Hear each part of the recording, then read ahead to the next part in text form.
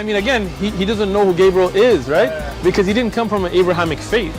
The people of Mecca were pagan. Quran is mentioned, if this book was from other than God, they would have found in it many contradictions. If a book is without contradictions, that has no bearing on whether it comes from God or not. I've had phone books that are inerrant, but I certainly don't think God gave them.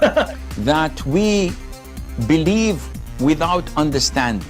The brother asked a very important question, that most of the scholars say that listening to music, watching movies, and most of the television programs, they're haram. So how can we have fun? Let me tell you, brother, at the outset, that having fun is permitted in Islam as long as the fun is halal fun. That the standard narrative has holes in it. The Prophet tells us because Satan or the devil sleeps over our nostrils. Those who oversleep and not pray Fajr on time, Satan urinates in their ears. I really do think Jesus was crucified and that he really was dead and buried. He thought that he was a son of God in the sense that he was specially chosen by God. I think Jesus really did think he was going to be the Messiah, the future king of Israel. I mean, that is, after all, why they crucified him.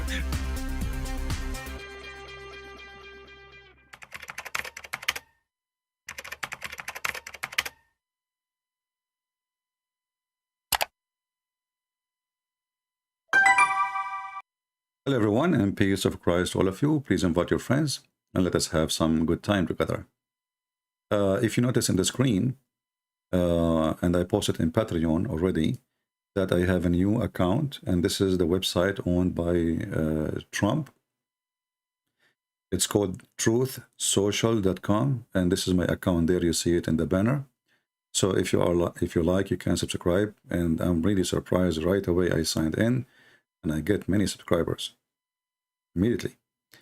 So if you like to join us, and this is like another backup, like in case we lost a channel, you want to know where Christian Prince is gone, you know, let us see how how the truth will be protected in Trump website. We assume that is going to be, as they promised to be, a place, a refuge for the conservative to say their mind.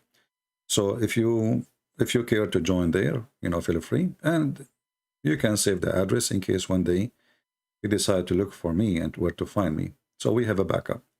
So again, the screen showing you the address, and actually I have the link underneath of this video in the info. You can click and join and subscribe.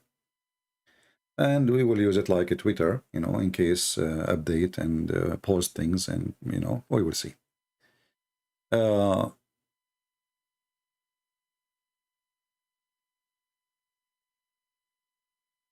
It's only for US. Well, it's okay. I mean, better than nothing. Maybe in the future they will open it. Maybe for now they are not ready for opening to everybody. It's okay. Yeah,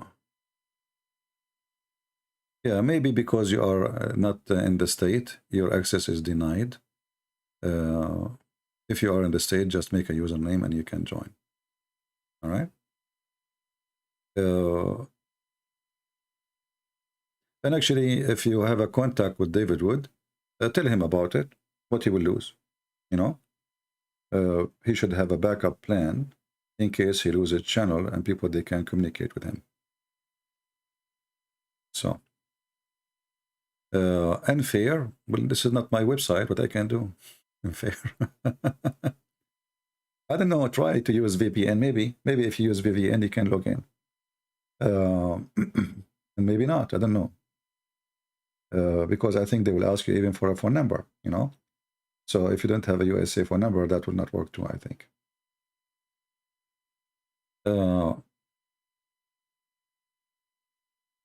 Guys, don't make a drama about it. It's just a way for a backup in case, So those who live in the USA, if this is only for USA for now, they can tell you, maybe if you live in Europe, you can have access. I don't know. Like, what about people in Europe? They can have access or not? I'm not sure. Try. It's just a way of backup, nothing more, nothing less. Okay.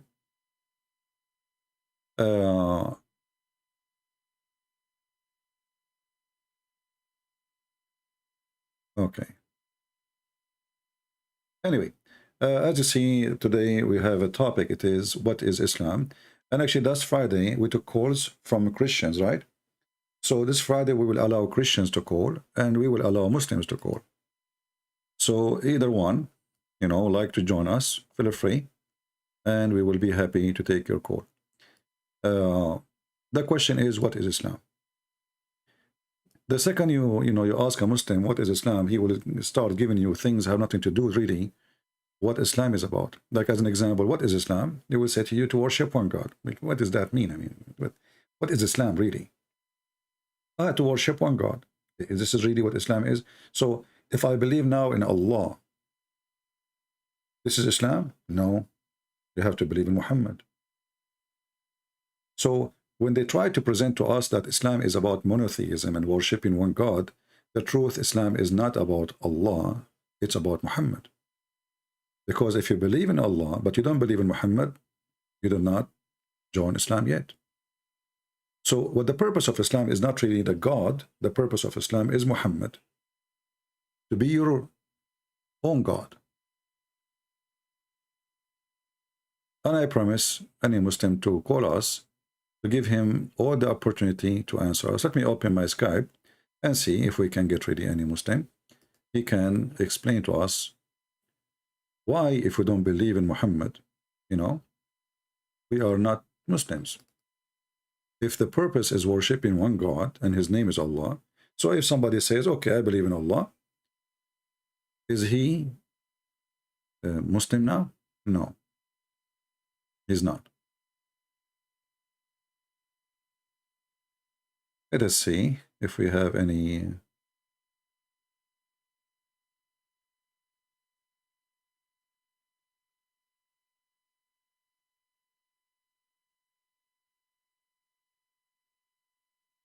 I am a Christian, can I call? All right. But this is from yesterday, maybe, or the day before. If you are interested to call us, you are a Christian or a Muslim, feel free. You can text me first, don't call right away, because you cannot actually, unless I text you. Okay, I have a serious problem that I need to talk about. Okay.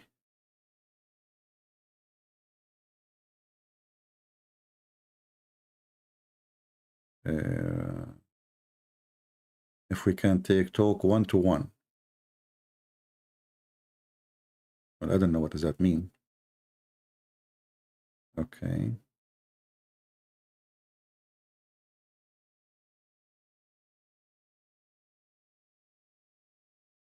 Somebody says to me, Christian Prince, you're a liar, go to Fifi and see how he responds and beat you easy.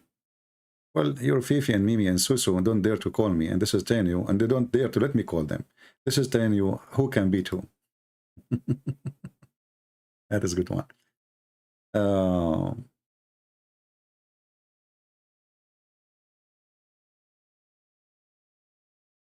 Okay.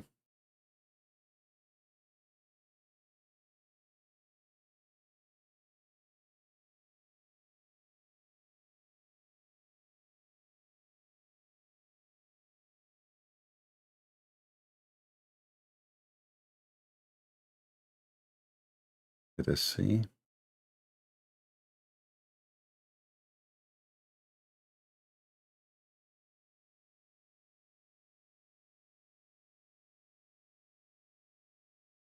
All right, well, we are trying to see.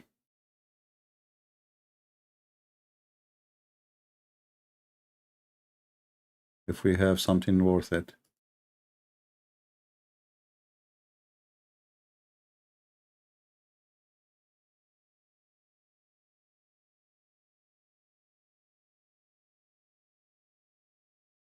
Until now, we did not see any text from any Muslim. So if you are a Muslim or a Christian, you like to join us, feel free.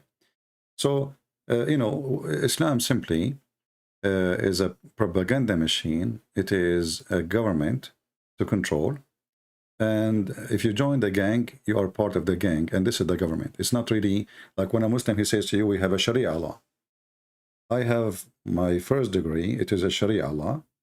And when I study, I did not find Sharia in the Sharia. Sharia mean you know, like legislation, you know, like, but when you read, you don't find anything really. The Quran is empty, the Hadith is empty. Then what you find, that Imam etc. said, and Sheikh etc. said, and scholar etc. said. So there is a huge gap inside this religion, and there is no law.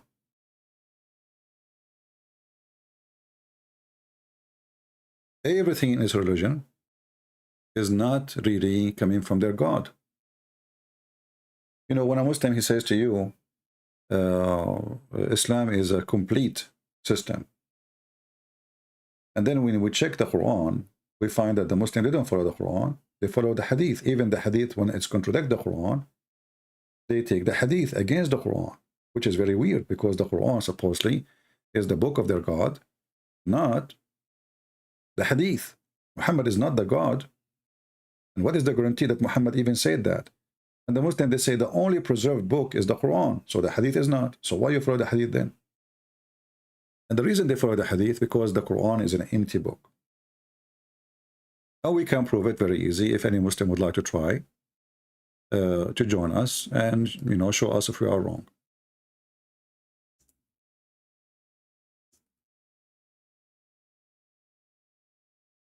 Any Muhammadan?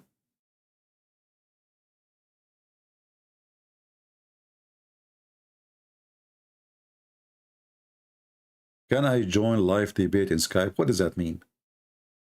If you are a Muslim, tell me I'm a Muslim. You want to call me to, you know, to prove me wrong.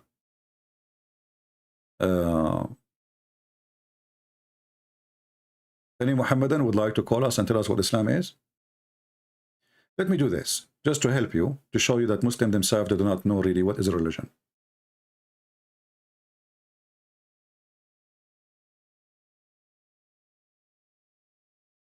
What is this Islam? You know, when we say Islam, what does that mean? Nothing. It's just a very flexible, false belief. There's no law. It's outlaw, actually, religion. It's a gang style. And the proof of that, you know, like if there is a punishment for a crime, the crime depends you do it to who. You know, have you ever heard that if you do a crime to someone, he is a Hindu, it's okay? If you do the crime to a Muslim, it's not. So when they say law, Islam is outlaw. Islam is a gang. It's not, there is no law. So if I type now in Google,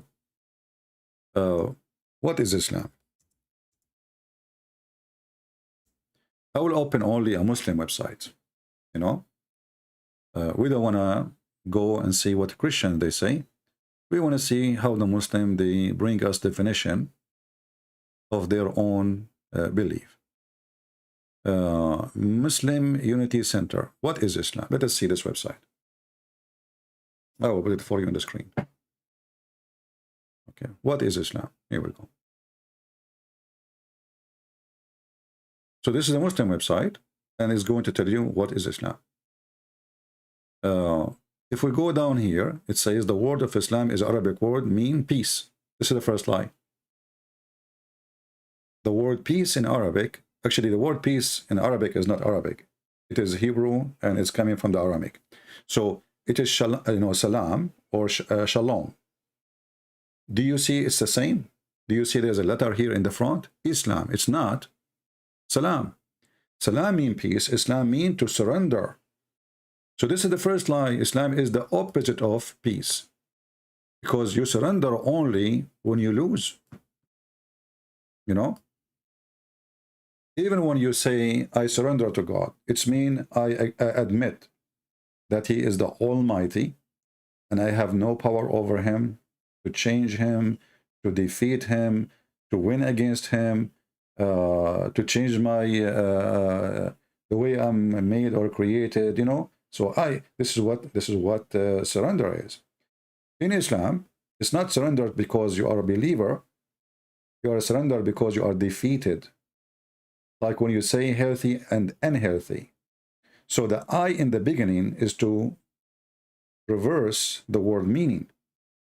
And we can prove that very easy. If you go to the Quran, you will see when Muhammad he speak about the Arabian, the Bedouin. and Arab, by the way, Arab is a Bedouin. The word Arab means people of the desert. Arab is not an ethnic. Many naive people think, even they claim to be professor in universities in USA, they teach you that the word Arab is an ethnic group. This is not. Arab are not ethnic group. So you go to the Quran, you will find this.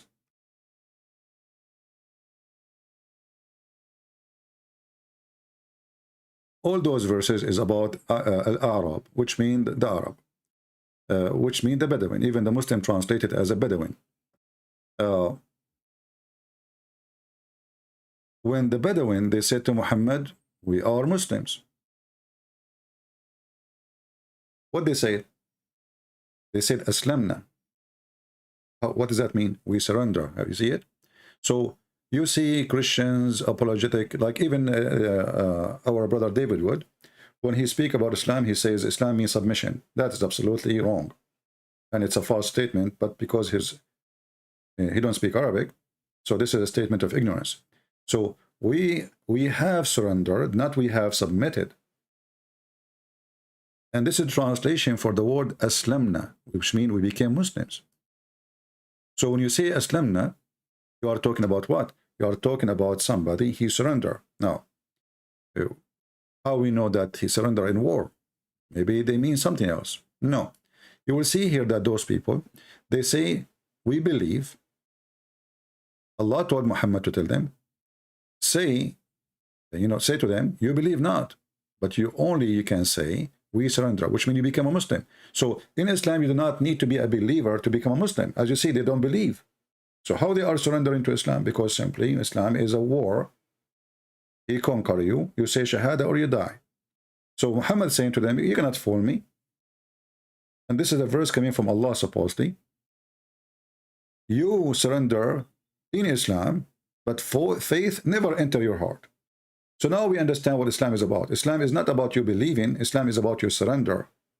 You give your soul to the devil. You don't believe that is your God, who care? You don't believe that Allah is God, who care? You surrender. And then you ask yourself, how such a religion, if it's from God, accept that somebody can be called Muslim, yet he don't believe? You know what I mean? So who cares if you believe or not? You believe, you don't believe, who cares? What we care for, that you surrender. Islam is a gang, and the gang would like to grow. In order to grow, well, we accept everybody. You believe in our gang, you don't believe, who cares? You have to join it. You want to live? Join and fight with us. And now who can prove me wrong?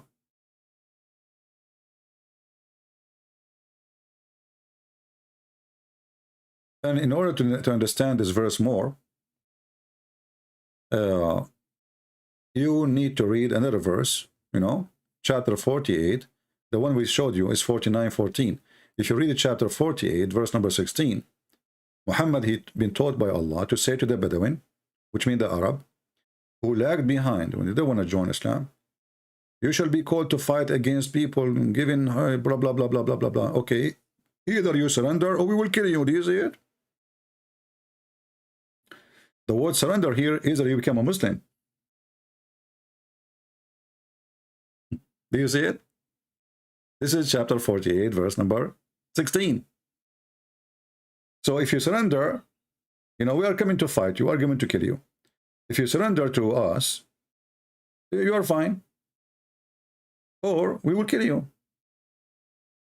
Then they surrender, but they are not believers.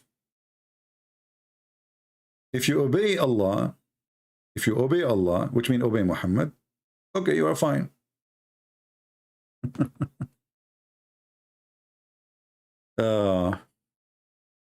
Do we have anyone have a comment? Any Muhammadan? I remember actually, you remember Ultimate Fart when he called me once about this. Ultimate Fart, he don't speak Arabic. And as you know, he is, I think, from Senegal. He don't speak Arabic at all. But when he read the Quran for you, what the Muslim they have like, it's something called, I don't know what they called, inter something, like, they make the sound. Transliteration. I think, yeah, transliteration. So it helped the Muslims to read Arabic, but they are not reading Arabic. They will read this.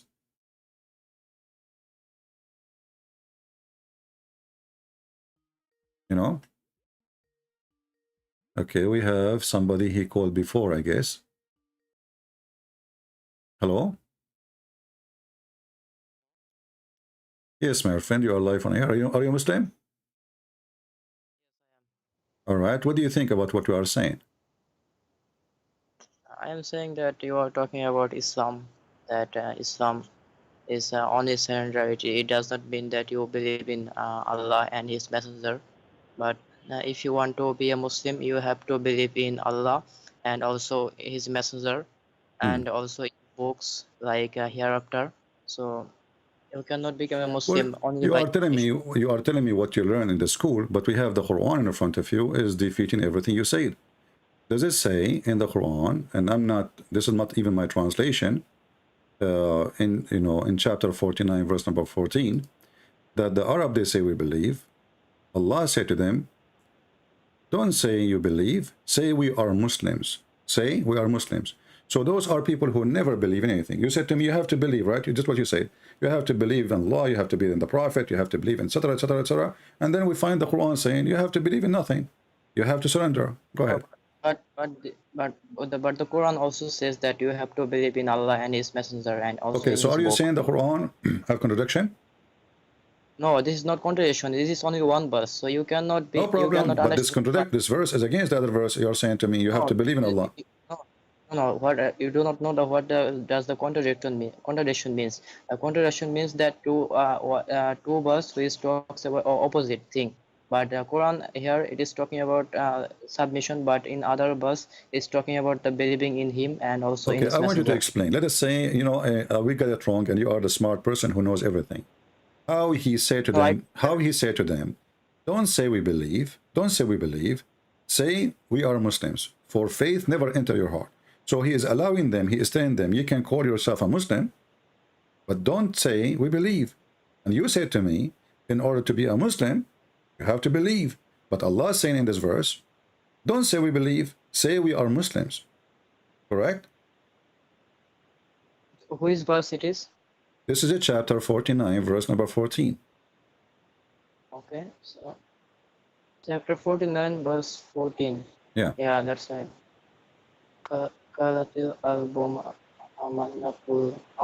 So it is talking about the Bedouin. So they said that we have believed and we have become Muslim, but it is talking about the submission. That's right. But this is not talking about the Islam or Muslim. My friend, are you listening? You cannot become when you. Are you listening? Are you listening? Okay. Yes, I'm listening. It says, say, don't say we believe, you believe not. Say we are Muslims. So Allah is telling us that a person who believe not and faith never enter his heart, he even make it clear, for faith has not yet entered your heart. So how they are saying they are Muslims, and why Allah is saying to them, you can say you are a Muslim, but faith never enter your heart. So how they become Muslims? So I have to see the commentators. What does this say? So look. You just said to me something very funny. You just said to me, I have to see the commentator in order to understand Islam. So when the Muslim, they say to us, Islam is a perfect religion. Hold on. No, hold on. Let me make my comment. I will give you the time. So when the Muslim, they say that the Quran is a perfect book of God and nobody can write book like this, and then you cannot even understand the verse in the Quran by listening to Allah, but you have to go and read the commentator. Are you finished? Yeah, I'm going. Go ahead. Yeah. So the Quran says that if you do not understand, then ask the person who knows. It is in the chapter 16, verse 43. That if you do not know, hold on. What chapter? What chapter? What chapter? Chapter 16, verse 43. Okay, I will go to chapter 16. Verse 43. And now you will regret this. Okay, chapter 16, verse number what he said, 43? 33? 43, yes. 43 or 33? 43. 43, okay. No, now, 43. If we put it for you on the screen, you will regret. Why? Well, you will see.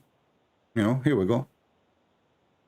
You said chapter 16, verse number 43, correct? Yes. Okay. فَاسْأَلُوا أَهْلَ الذِّكْرَ إِن كُنْتُمْ تَعْلَمُونَ. أهل الذكر is the Christians. How do you know? No. Ahl zikr means that people who learned, people who understand things, who My knows. So that friend. if you, My friend, okay. You are the one who said to me that when you understand the Quran, you go and read the commentator, right?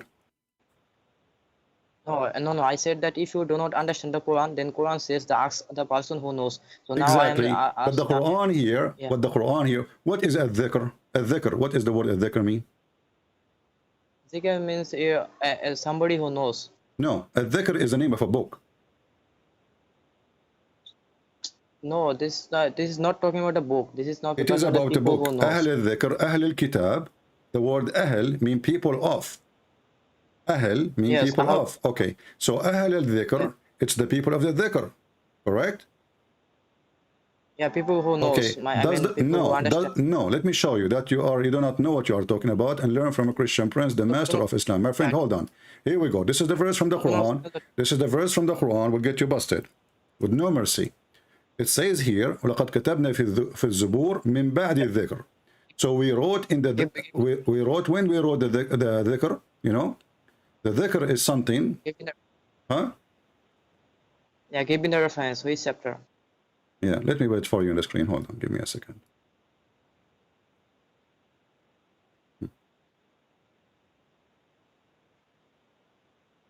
Actually, I do not open YouTube, so you can give me the reference. I can check it in my Quran. No problem. I thought you are watching us on YouTube. No, actually, I'm open. Okay. I'm sure. It's Chapter watching it in my Quran. 21, chapter 21, verse number 105. Read it for us. Surah Anbiya, right? Yeah. Just a minute.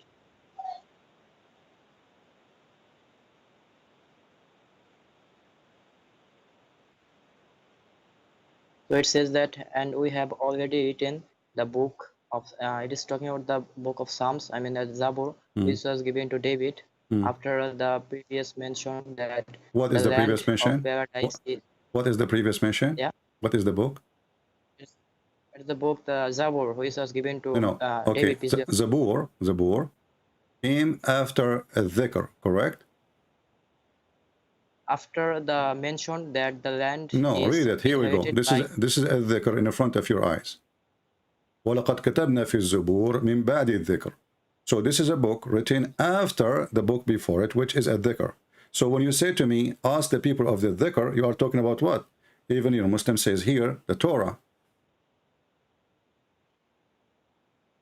Yeah, so now this is the So zikr. the verse you gave me, is saying that if you want to understand Allah or understand the Quran, go ask Jack Shalom, a Jewish guy. Oh, it doesn't say Jewish guy. So it says that the people who have the book even before the book of Psalm. Correct? The book of Psalms. The Muslims had the book of Psalms. So book of Psalms. No, you don't have it. No, you don't have it. Yeah, we do not have okay, it. But no problem. But it says go and ask the people of those. The people of what? The people of this book. Yeah. Okay. Yeah, so a dhikr is not the scholar of Islam. Is the scholars of the Christians and the Jews. I understand that. So dhikr means that who are the people whom the book was given to them. So right, and you never been given a book. Your prophet he was receiving verses one by one. So when you gave me this verse. Okay. So book of Psalms was also given to Muslims. So we can ask to No. It's not given to Muslims. This is a lie. Can you prove it to me? Can you prove it to me? Yeah. Okay. Yes, I can. Give me a verse. Give me a verse from the book of Psalm in the Quran. The book of Psalms was given to David, and David was a Muslim. My friend, in order to say David was a Muslim, can you give me a verse from David in the Quran, which is the book of Psalm? You said the book of Psalm is given to David, right?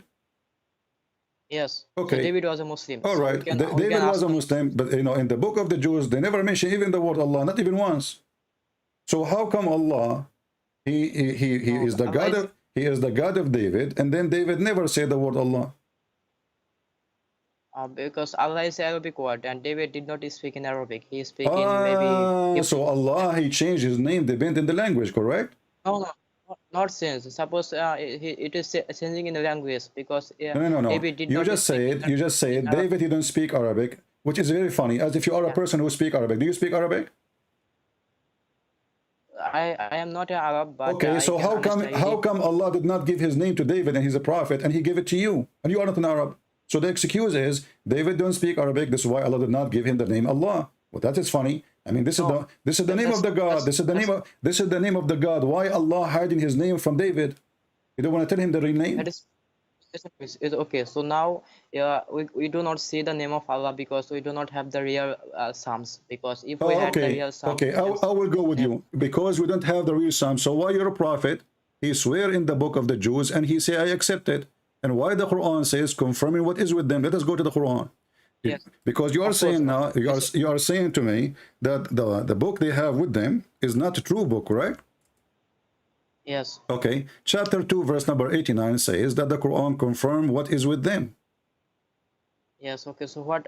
So confirming means that if you read the Quran, then you can understand the previous books. So Quran is the confirmation. No. Read carefully. Don't make things up. Are you a kid? How old are you? I am 20. You are 20. Okay, today I will make you 30. Listen, it says, and when there come to them, to the Jews, a book. This is the Muslim translation, not my translation. A book, between two bracket the Quran, from Allah, confirming what is with them, between two bracket the Torah.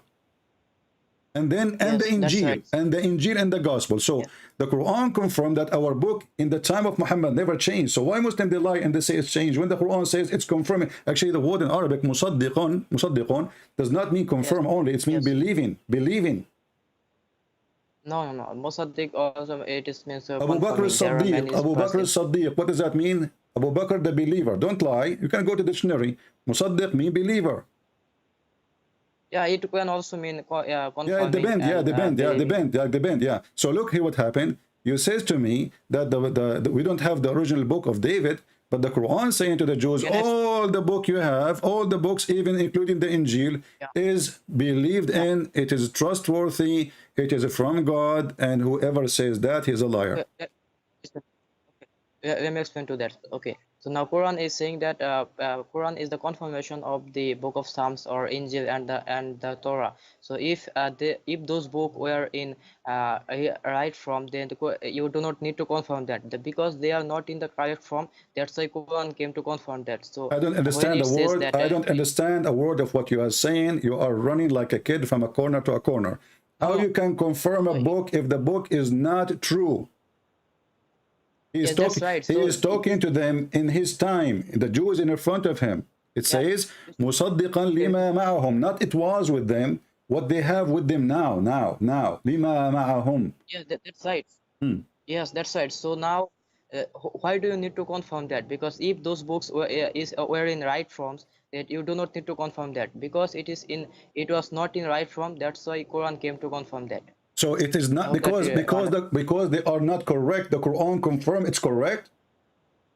Yes. So if you read the Quran, you can understand the gospel. Hold on. If the Bible is not correct, the Quran says it's correct, and you are saying to me because they are not correct, these verses exist. Oh, okay. Quran doesn't say the Bible is correct. Quran never said that. Quran it's in front of you. It says believing in what is between their hands. Between their hands. I can show you even more verses, huh? It's confirming. Yeah. Confirming what? What is confirming? Confirming what is with them, right? What is with them? Is the Torah and the Gospel. That's right. So if okay, so confirming what is with them. So do they have corrupt book and you are confirming it with them, or they have a correct book and you are confirming it because it's true book? That's right. So, okay, let me explain that to you.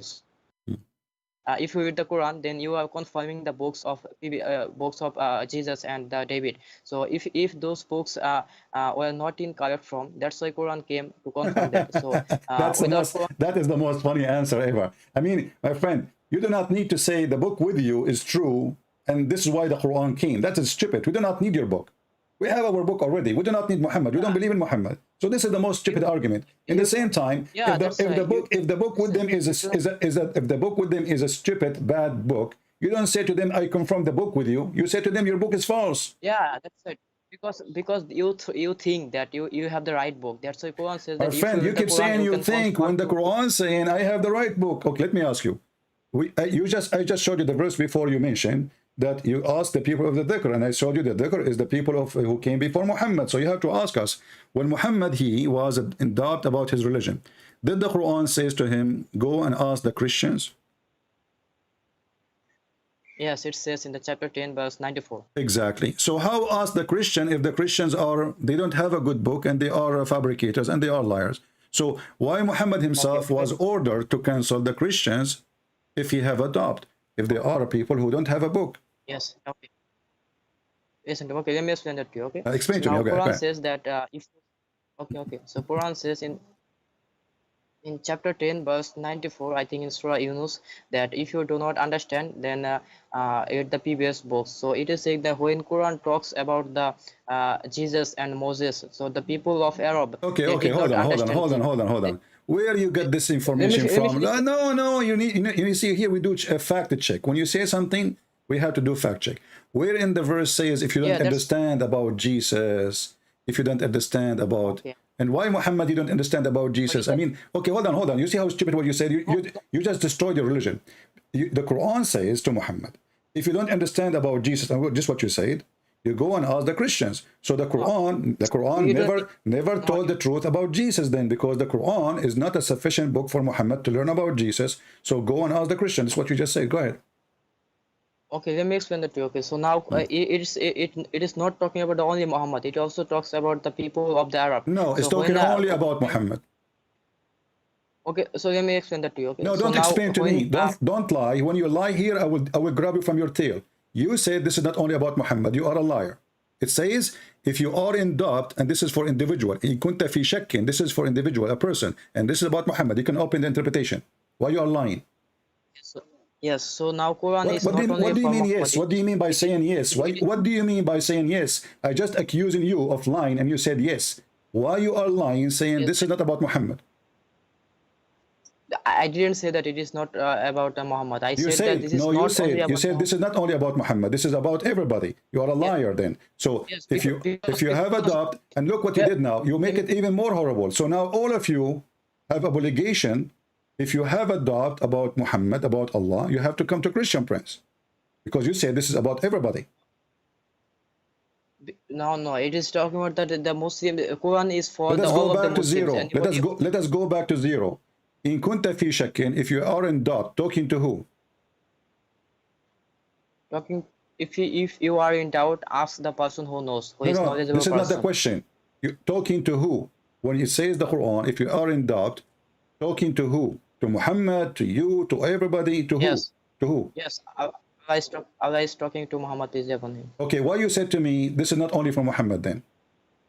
Okay, so now because Quran was not only for Muhammad, Quran was for the whole of humanity. This is stupid of you to say, because this verse was given to Muhammad, asking Muhammad himself, not asking you. Yes. So why you lie and say this is for everybody? Yes. So now when Quran What do you mean by says saying that, yes, my friend? You are talking to Christian Prince. You don't say yes, you have to explain. Why you say this is for everybody when it's for Muhammad? Okay, so let me explain that to you. Okay, so now Don't explain. You just answered already. You said this is only for Muhammad. Before, after I got you busted, no, you just said that. You said this verse was given only to Muhammad. Let us go back to zero. Here we go. You see how many times you got yourself busted in less than 60 seconds? Let us go back to zero. This verse, if you are in doubt about what is revealed to you, was Allah talking to who specifically? Yeah. Yeah, to who? Muhammad, peace be upon him. To Muhammad. Meant to be followed by. Okay. Yes. So who is the one? Okay. So why you said to me this verse is for everybody? Yes, because the Quran is not only for Muhammad. It is for my friend. This is stupid for you. The Quran is not for only for Muhammad. No, this verse is for Muhammad only, because the one who have a doubt was only Muhammad. Okay, so now if you when you see that in the Quran that Allah is talking to Muhammad, so this is an example that everyone should follow like this. So this is not only about if you you can also, so that when Prophet Muhammad he talks about Okay, Moses and let Jesus, us the make it people of simple. Arab, Let they us did make not it simple. understand. Let us make it simple. When Muhammad was in doubt about his belief, how he can be a prophet, and he himself, he don't believe he's a prophet? No, you are changing the topic now. No, we are not changing the topic. This is the same topic, because this is the one here says he have a doubt about his belief. Who is that? Muhammad. And you agree this is for Muhammad. Okay. And Muhammad who have a doubt about his belief, that means he have a doubt about him being a prophet. It says clearly in what is revealed to you. So Muhammad himself, he don't believe in what is revealed to him, correct? Because he did not expect that, because the Prophet Muhammad in his before he understand that he is going to be a prophet, he did not know that. So when this verse was revealed to him, the Allah is saying that if you have any problem, if you are in doubt, you can ask the person before you. So because they know that this Jesus and Moses, this is people also knew about this. So Okay, this Allah is I'm talking going about. to ask you a very simple question. You said because Muhammad now is not sure, he wasn't expected to be prophet, and suddenly he was high. What? You said that already. He did not Huh? going to be a, Huh? yeah, I said that Muhammad did not know that he is going to be a prophet. Okay, but Muhammad, this chapter Yunus, is given to Muhammad a few days after he became prophet, or given to him more than 10 years after he became prophet? This is it is a Meccan surah, so maybe this is maybe 2. Huh? I lost you. Yeah, so it is a Meccan surah, so it was revealed in Mecca. Okay, let me get you busted again. So here, this is your website. It says that the chapter of Yunus is a chapter number 51, and in the exception of No, chapter Yunus is chapter. Chapter 10. This is chapter 10. No. The real revelation according to Muslims is number 51, not 10. Today it's number 10. But in the real Quran, which is given to Muhammad supposedly, is number 51. And I'm showing you Islamic website. And look what it says here. Except the following verses, which mean Muhammad changing location of verses. Except verse number 40, 94. Bingo. So now we have 94 is given to Muhammad in the Medina. Correct? Yeah, it is. So because the okay, so now Muhammad already he is a prophet. Muhammad already now he is a prophet for a long period. Why he suspect that he is a prophet? What's the problem?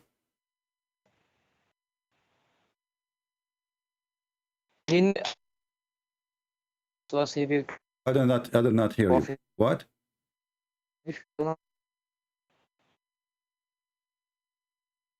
Yeah, your voice is cutting. If you are opening too many applications, you need to close them so I can hear you. But I can understand. I can hear you clearly. Okay, so why Muhammad? What is the problem? Now already, this is not the first chapter Muhammad received. This is not the second one. This is not the third one. This is not the fourth one. Already he is a prophet from long time. So why now he have a doubt about his belief? What happened? So because the Prophet Muhammad, he did not have the knowledge of everything, because he is prophet, he is not God. So when Allah says that if you are in doubt, what does have to do with being God? Okay, Moses is not God. Abraham is not God. Yes. All the prophets are not God. No problem. So why they were not confused? Why? No, Jesus, you're God, and we can prove it to you. Don't go there. For now, let us finish this one. Hold on. How can you prove to me that? I can prove to you that, but let's finish. Let us see. Okay, let us see. Let us make a very simple question. The question here in front of us about Muhammad have a doubt, proving to us that Muhammad is mentally ill. Because how he is a prophet of God, how he been squeezed by the angel, how the angel came to him many times, hundreds of times already, how Allah revealed to him tons of verses, how the Muslim, they say the Quran, if you send it down in a mountain, the mountain will go down because it's an amazing book. How come all of those things did not even convince Muhammad himself that he's a prophet? This is not about, so you understand, so when Allah says that if you have any doubt, it is not talking about his belief. Okay, so you are saying to me, so you are saying to me that Allah, when he say if, doesn't mean Muhammad he have adopt. He is saying to him, if. No, I didn't say that.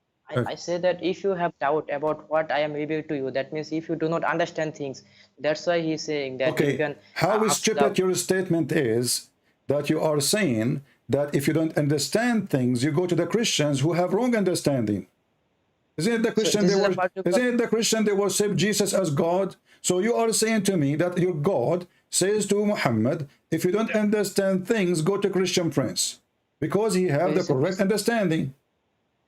No, because let me explain that to you. Why? Because if you read the context of that verse, before this verse, Allah is talking about the Moses and the Pharaoh. So when it was revealed to Muhammad, he did not understand these things. That's why Allah said to him that you can ask the Christians. They can see.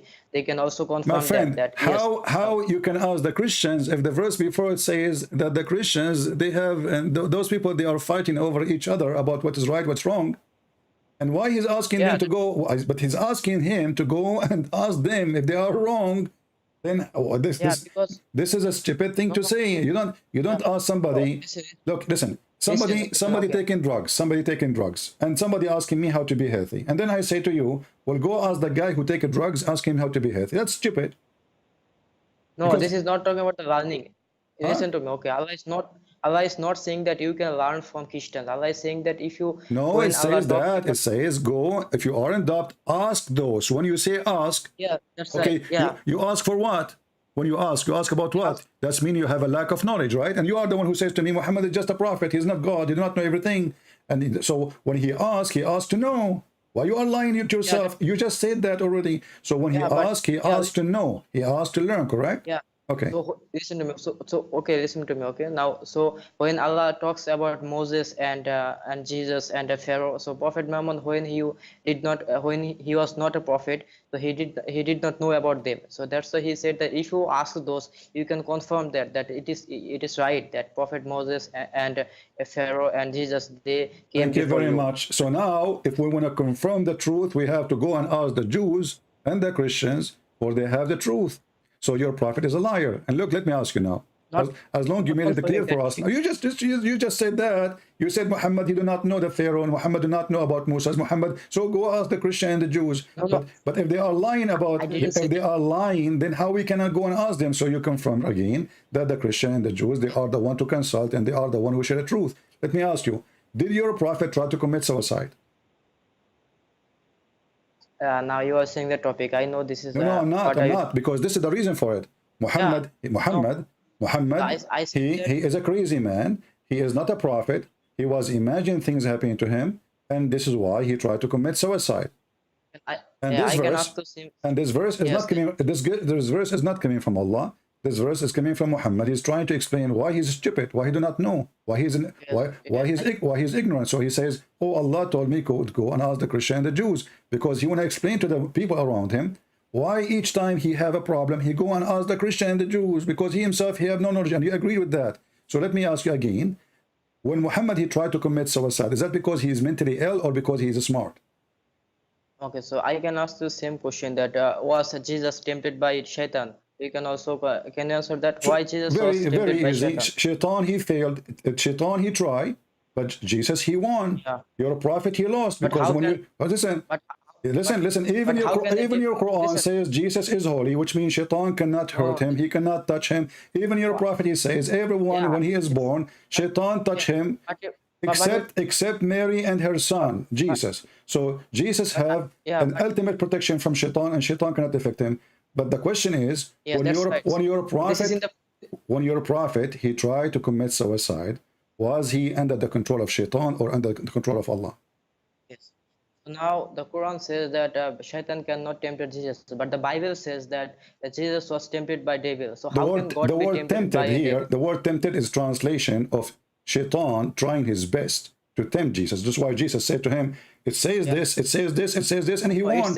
He did not obey Shaitan in anything. So the word temptation here, my friend, is Shaitan trying. So don't lie to yourself. Okay, in that chapter, No, it doesn't does it say anywhere that Jesus he obeyed Shaitan? No, it says that Jesus So was you are tempted by God. lying. It As long clearly he did says not that obey Jesus was tempted Shaitan, by- because Shaitan, he say things to him. That's all. Shaitan, he says, I will give you this. I will do that to you. I will make you this. If you are the Son of God, throw yourself. So Jesus, he refuted him. So this is what it says, tempted. Tempted here, he did not success. He was trying. In the case of your prophet, was Shaitan successful? What? Was Shaitan successful to convince your prophet to commit suicide, or Allah was successful? That's not the point, because it says that Matthew 14, it says that Jesus was tempted by Shaitan. Yeah, It but you will doesn't say see that he there, the forgot or word not. tempted This is there, not the point. word I just explained to you, and you are being a kid again. Tempted there, he did not succeed. He tried. He offered me things. Shaitan, he offered me now. If Yeah. you convert to Islam, I will give that's- you, listen, Shaitan, he can offer me. If I convert to Islam, he will make my endless penis. As Muhammad promised me, I will have endless penis. But I laugh at Shaitan and say, are you stupid? Yeah. I don't believe in such a garbage. So Shaitan, this is how he tempted me. But he failed because his temptation did not work on me. but- So in the Bible, it says Yeah, clearly that's right, that but- Jesus, he did not commit sin, and Shaitan could not have any effect in Jesus. In the Quran, and you are someone who said that Yeah, in the that's- Quran, Jesus never can be tempted, but the Quran says that Muhammad can be tempted, correct? Yeah, that's right. That's in the Quran. Okay, so why No, I will Quran go with doesn't you say now. that. I will go with you Muhammad now. So why Muhammad can be tempted and he can commit sin, but we cannot make Jesus commit sin? Listen to me. So Jesus, this is not the point that Jesus was forward, but how can God be tempted? This is the point. So you are saying Well, you okay, are a man, but Jesus, I will go with you. I will go with you. I will go with you. How God can be tempted? But did Jesus tempted you, idiot? Did he commit sin? Yes. Did he commit sin? No, that's not the point. So no, this is the But it point. This is says- the point. This is the translation of the trial. It's a trial. This is what tempted mean. Translation for the word trial. So Shaitan, he tried Jesus. The same as Shaitan, he tried your God. When Allah, he ordered everybody to bow down, Shaitan, he refused. This is a trial. He's trying to intimidate the God. He says to him, I'm not going to bow down. This is the temptation. This is the trial. I'm going to stand against you. I'm not going to obey you. What you can do about it. Is that true? Yes. So how can devil tempt God? This is the point. How come what? How can devil tempt He God? cannot. So but the Bible says that Jesus was This is tempted the by God. trial. He tried, but God, he always God. Jesus, it doesn't- just it don't doesn't- be stupid. it doesn't- I just answered you. You want to accept? You don't accept. People are laughing at you. I answered you. Now I'm asking you. When Allah, Can I read that from when the Bible? Allah Can I read prophet, that shut from up. the Bible? When Allah prophet, he wanted to commit suicide. Was he tempted by the devil or tempted by Allah? So now you are changing the topics. The Bible says No, that I'm not changing the Jesus topic. I was answered you about that one, and I showed you, and I challenged No, you, and you agree that but- Jesus never commits sin. Okay, let us go to zero. In the Bible, in that chapter, did Jesus commit sin? But yeah, that's not the point. He commits This is sin or the not. That's point. This is not the point. This is the point. Because the person who don't commit sin, he must be God, or every human being, he commits sin. Do we agree? Yeah. Okay. Yes, So but the Jesus, prophet, did Jesus commit sin? Yes or no? In the Bible, yes, but in the Quran, No, nowhere in the Bible it says Jesus commits sin and you are a fraud. Yeah. Give me the verse. Yes. Give me the verse. He did. Matthew 15:25. This doesn't say he commits sin. You're stupid. It says the shaitan trying to tempt him. No, this is not about Shaitan. He commits sin with the Samaritan woman. How he commits sin? Go ahead. Okay, read that verse for me. Matthew 15:24. You read it. Go ahead. Okay. So now a Samaritan woman But came to Jesus before and we asked start, him, yeah. if you fail to Yeah. prove that Jesus commits sin, Yeah, do you agree? according to the Bible. No. Do you I agree? don't- Okay. Do you agree to say that I'm a liar like my prophet? No, why? Why I'm not? trying Why to, not? No. Are you saying the truth to us now, or are you saying the truth, or you are a liar? Yeah, because according to the Bible, yes. Don't tell me Jesus according to commits the sin. Bible. This is what I'm talking now. According to the Bible, if we go now and we read the verses, you said Matthew, right? Yes, Matthew 15:25. Okay. So if we go now to 25. Matthew 15:25, and we did not see that Jesus commit any sin, are you going to agree? Yeah. Announce yourself as a liar. But so first we can understand that, but then we can. No. say that. I want you to promise me. If nowhere in that verse says that Jesus commits sin, do you promise me as a man? I'm going to prove that he commits sins No according to the problem. Bible. So Before I'm we not saying start, that- before we start to prove it, do you promise me, if we find that the verse doesn't say what you Yes. are saying, Okay. do you So if- promise me a okay, promise if of a I- man? okay. Do you promise me, if we answer- listen, do you promise me a promise of a man that you have to admit that you were lying?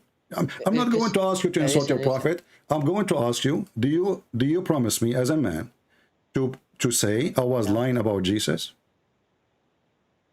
Yeah, listen to me. So, if I ask, I will ask a question. If you can answer that, I will promise that. No, don't change the topic. You say it in Matthew chapter 15, verse number 25, Jesus commits sin.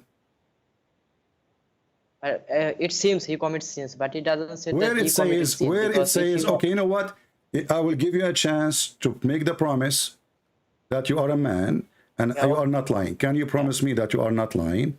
And you promise me, So now- if we get you busted and we go to the verse and we read it, and the verse doesn't say a single word of what you are saying, do you promise me to agree that you are a Muslim and by profession you are a liar? Now, what I understood, you are afraid of your Bible. That's why you are The trying one to, is afraid is you, evade you my dummy. question. Okay, read the verse for us so everybody will laugh at you. Go ahead.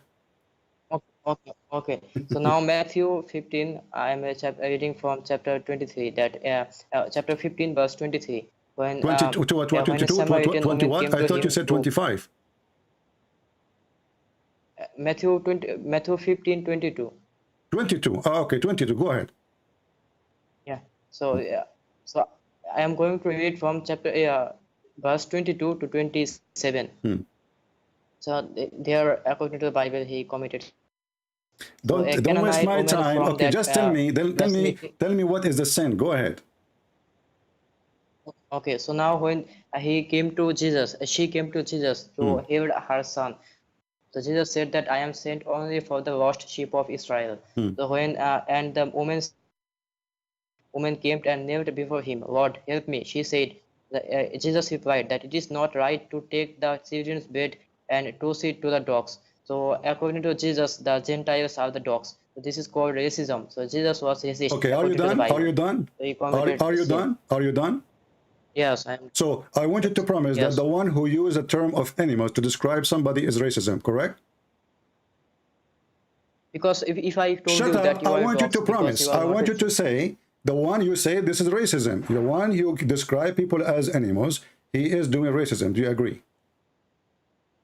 No, I understand that you will go to the Quran and you will See, say now that because Jews you are a coward, you are a son of Muta, now you don't want to dare to talk about it no more because the Quran is the one describe people as dogs, and the Quran describe people as donkeys, and the Quran describe people as animals. And here you just mentioned to me a verse showing it clearly that Jesus is God. The same verse says that the women, she worshiped Jesus, she bowed down to Jesus, and she called him my God. And you are saying to me that Jesus there, hold on, shut up, liar. And there, if we go and read the verses, we will see that Jesus, he did a miracle nobody can do, and he blessed the women. So why you are saying to me that Jesus being racist? If he is a racist, he will not help her, and he will not look at her, and he will not talk to her, and he will not even listen to her. But Jesus, he did what she was asking for. Did the women this is worship? what he did with Did the women worship Jesus in that verse? No, this is not doesn't say She said to worship. him, So have mercy on me, my Lord. Yeah, so Okay. my Lord is Have mercy it's a on me, metaphor. my Lord. But what she want from him, this Lord? So he want help from him. So What he, help? What he kind of had- help? She want money? She want a sandwich? What she want? She want her child to be healed. She want, okay, this is the request you ask to the Lord who can heal. That is God, is it? No, because the What do you Bible mean? says that No. Jesus, You see, she is asking Jesus, calling him my Lord. She is not asking the God of Jesus. She is saying, my Lord, I need your help. All right. And then Jesus, he said to her, shut up, you liar. You said, and Jesus said to her, O woman, great the faith, be in, like is going to be as you ask for, and her daughter was healed. So Jesus as Lord, he healed the women. He did not commit sin. The women worship him, and he was not racist. And Jesus, he said himself, just to show you the racism, my friend, the racism. Isn't it your God in the Quran, and you are the one who mentioned the animals? Shut up. Isn't it the Quran says There is a chapter in the Quran. All of it is called the chapter of An'am. Al-An'am. What the chapter is about describing non-Muslims are animals. Is that correct? Okay, listen to me now. Okay. Shut So up, now, shut up, shut up. Yes or no? Jesus- Yes or no? Does the Quran say that non-Muslims are animals? Where does it say in the Quran? You are the one who said to me, I know you are going to talk about the Quran. And now you are saying to me you do not know where in the Quran? No, I said that show me from the Quran where Allah says that non-Muslims are animals. Chapter 17, chapter 7, verse 179, and chapter 25, verse number 44. Here we go. Chapter so Furqan.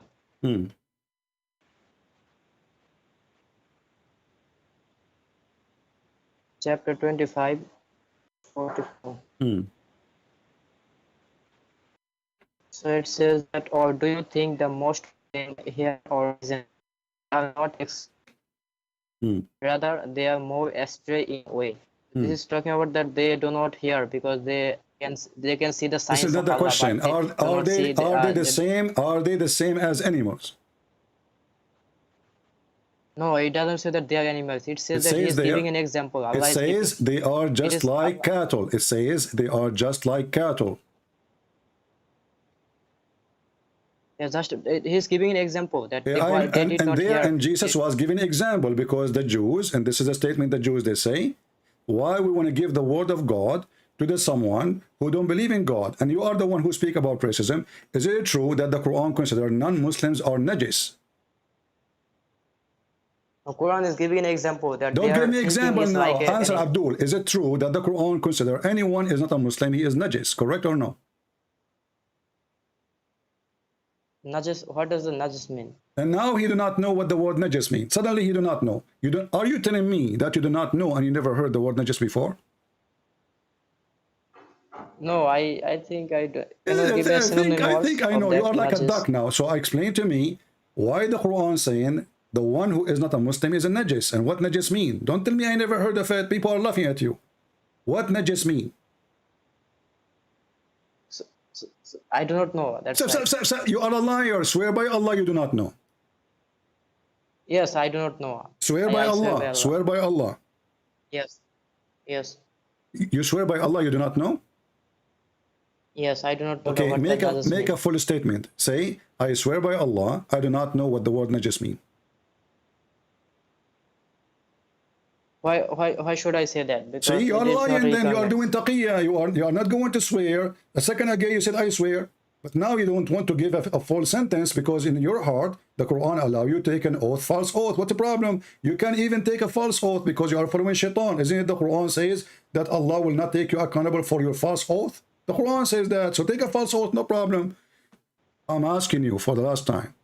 Can you swear by Allah that you never heard, you never know what the word najis mean? I'm not going to say that because... Why not? You said already you never heard of it before. Already you said that. You coward liar. Because already, I do not... already you said, already everybody heard you. You said, I never heard of it. I do not know what it means. What does that mean? And then you said to me, yes, okay, yes, I swear. But you did. When I asked you to make a full sentence, to say, I swear, I never heard of the word najis, what it means, you refused to take an oath. That's mean you are a liar. Admit that you are a liar like your prophet. Admit. Why should I make an... Why should I make a oath? Because this is not a requirement.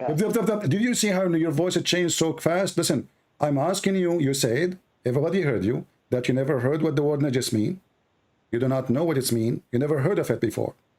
I want you to say an oath. I swear by the Quran and Allah that I never heard this word najis before. I do not know what it does mean. Very simple. Go ahead. So, why do you need to make me an oath? Why do you need that? Why not? You Muslim, you do oath even for a zucchini. Now you don't want to make an oath?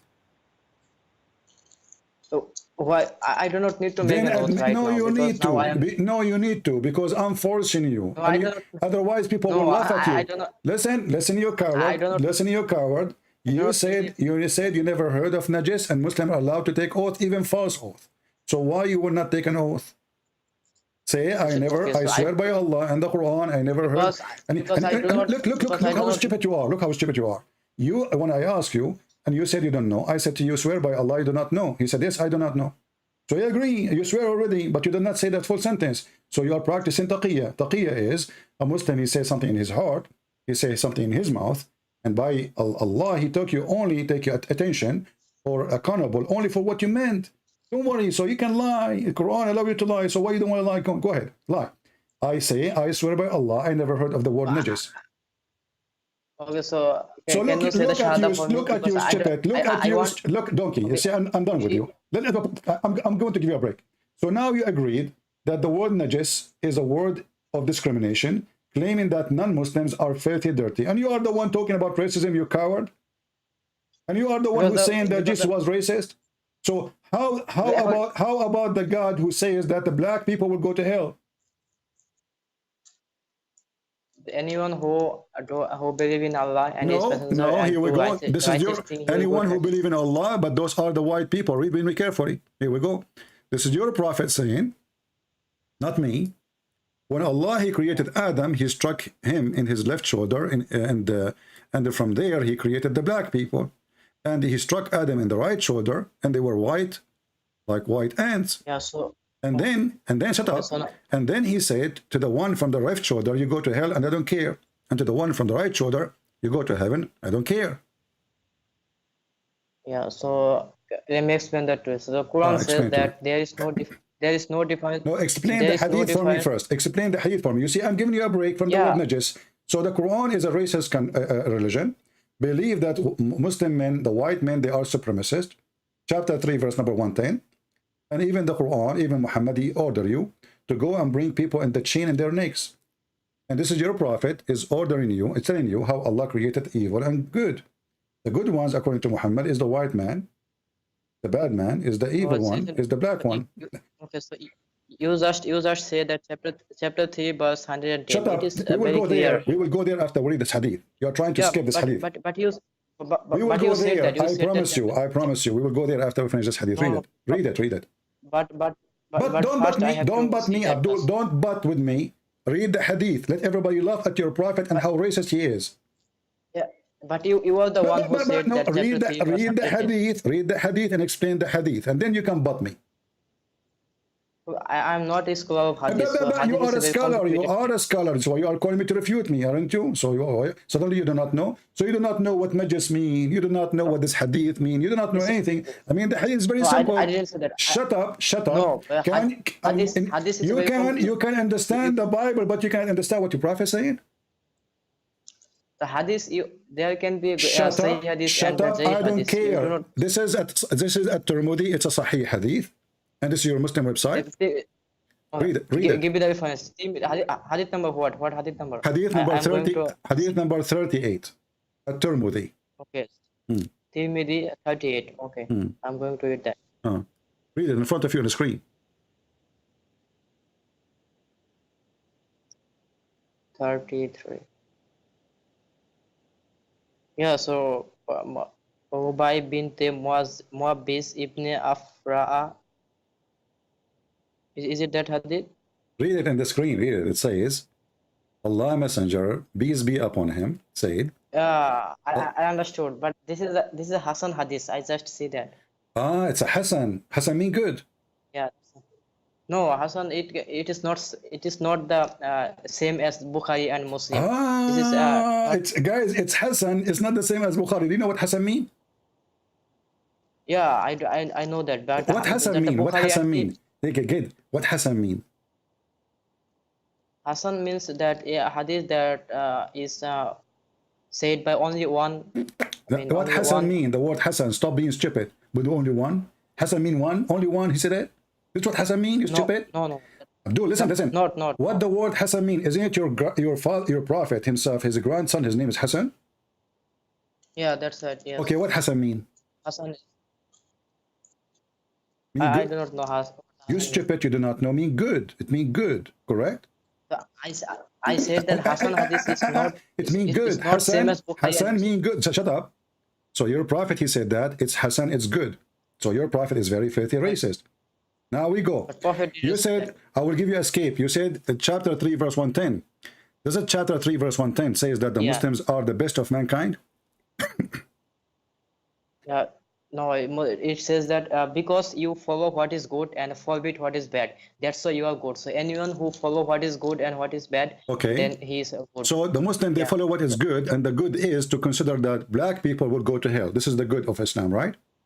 No, that's not good. The good is that Okay, you follow what is Allah and good, His that Messenger. you call a Christian and non-Muslims najis. This is good, right?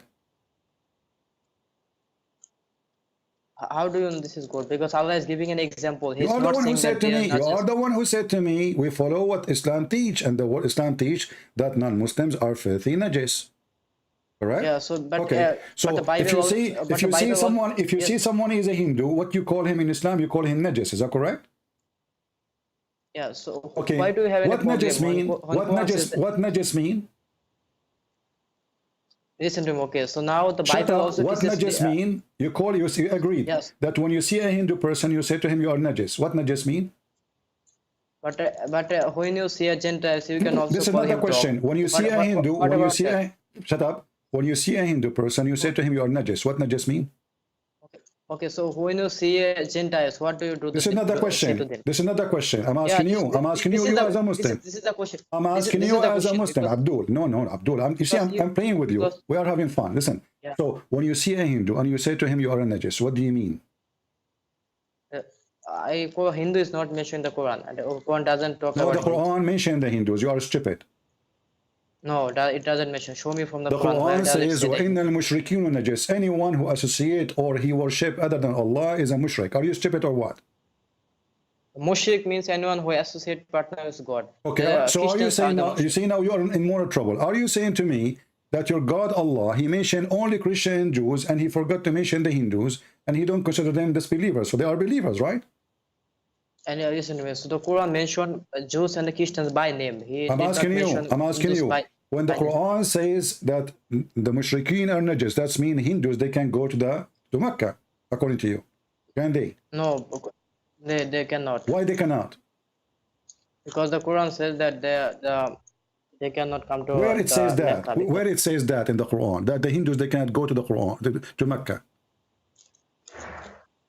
any unholy people, they cannot go to heaven. Where it says in the Quran, that the Hindus cannot go to Mecca. I told you that the word Hindu does not mention. This is the another Quran. question. You just said to me in the Quran says they cannot go. You just said that. I asked you about the Hindus. You said to me in the Quran it says no, they cannot go to Mecca. I'm asking you where in the Quran it says Hindus cannot go to Mecca. Yeah, so it says in the chapter 9 verse 28. Surah Tawbah. You stupid, you that donkey. You made me lose my voice to convince you that this is about the Hindu. And now you said this is about the Hindu. So you refused me before to say this is about the Hindu. And now you are the one who chose to me the same verse you are talking about to prove this is about the Hindus. Are you donkey or what?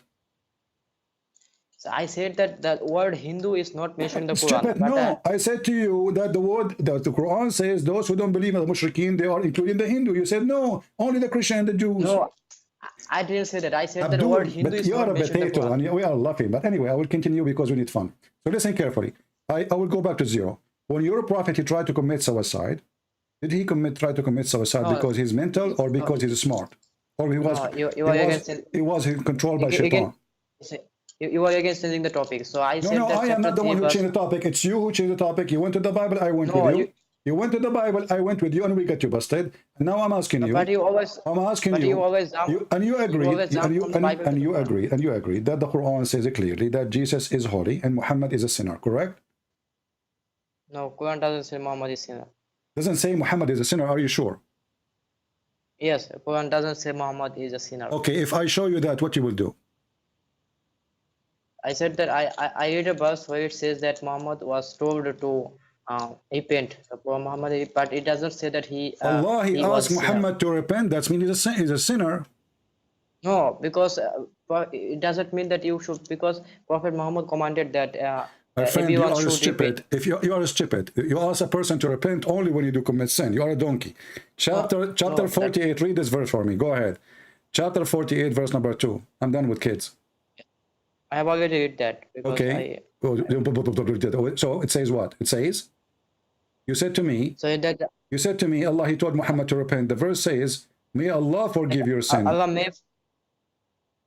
may forgive for you what preceded of your sin and what will follow, and So- complete his So did favor, Muhammad favor commit, upon you. did Muhammad commit sin? The Quran doesn't say that he committed sin, but So he Allah, repented because Allah making a false statement then, and he accusing Muhammad of committing sin, but Muhammad never commits sin. Muhammad never committed major sin, but Prophet can make He did minor not commit sins. major Like, sin. If there's a major sin and low sin and high sin, sin is sin. yeah, but So you let cannot. me repeat the question again, Potato. Did Muhammad commit sin? The Quran doesn't say that he committed any kind It of says sin. in front of you, it says, may Allah forgive your sin. Well, it says that you have to repent it. So anyone who can Where repent, it says it you repented, can- where it you says do he not- is, where it says he is repented, where it says that.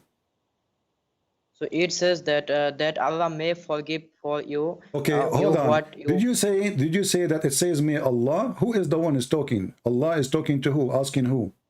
Who is saying may Allah? Allah is saying to Prophet Muhammad. Allah is saying to Muhammad, may Allah. So Allah is not the one who forgave Muhammad. There's different Allah. How many Allah you have? No, If I am Allah and I am saying may Allah forgive you, that's mean I am not Allah. no, because Allah is talking about Himself. He's not Okay, talking about the so another. if Allah is talking about himself, how he's making a wish? He's making a wish. He is not even sure. He says, may Allah, maybe. So, may Allah, it's a request, it's supplication, it's a prayer. Allah praying to who? Are you saying that this is not Allah? Is this your question? Why you are playing dumb now? I'm asking you. Let me repeat the question again. I will say it slowly. If the one is talking is Allah, why Allah saying, may Allah, may is a possibility, it's a supplication, it's a prayer. May Allah forgive you. Like now, you say to your brother, you say to him, may Allah forgive you, brother, because you are not the one who can forgive. You ask Allah, correct? So now here, it says, Yes. may Allah forgive you. So the one is talking, you Muslim, you claim that this is God. So God is asking, this God is asking other God to forgive Muhammad, correct? Yeah, so let me explain that to you. So when Quran says that, and Allah says that it is Allah who forgives sins. So Allah is talking about Himself. It is not talking about another person or another God. Okay, you see, you just said that the Quran says it's Allah who forgives sin, and the Muslim, they say to us, where Jesus says, I'm God, worship me. Isn't it the Bible says a thousand times that Jesus forgives sin? You stupid. Secondly, as long Allah, shut up. You're lying. You're lying. Listen.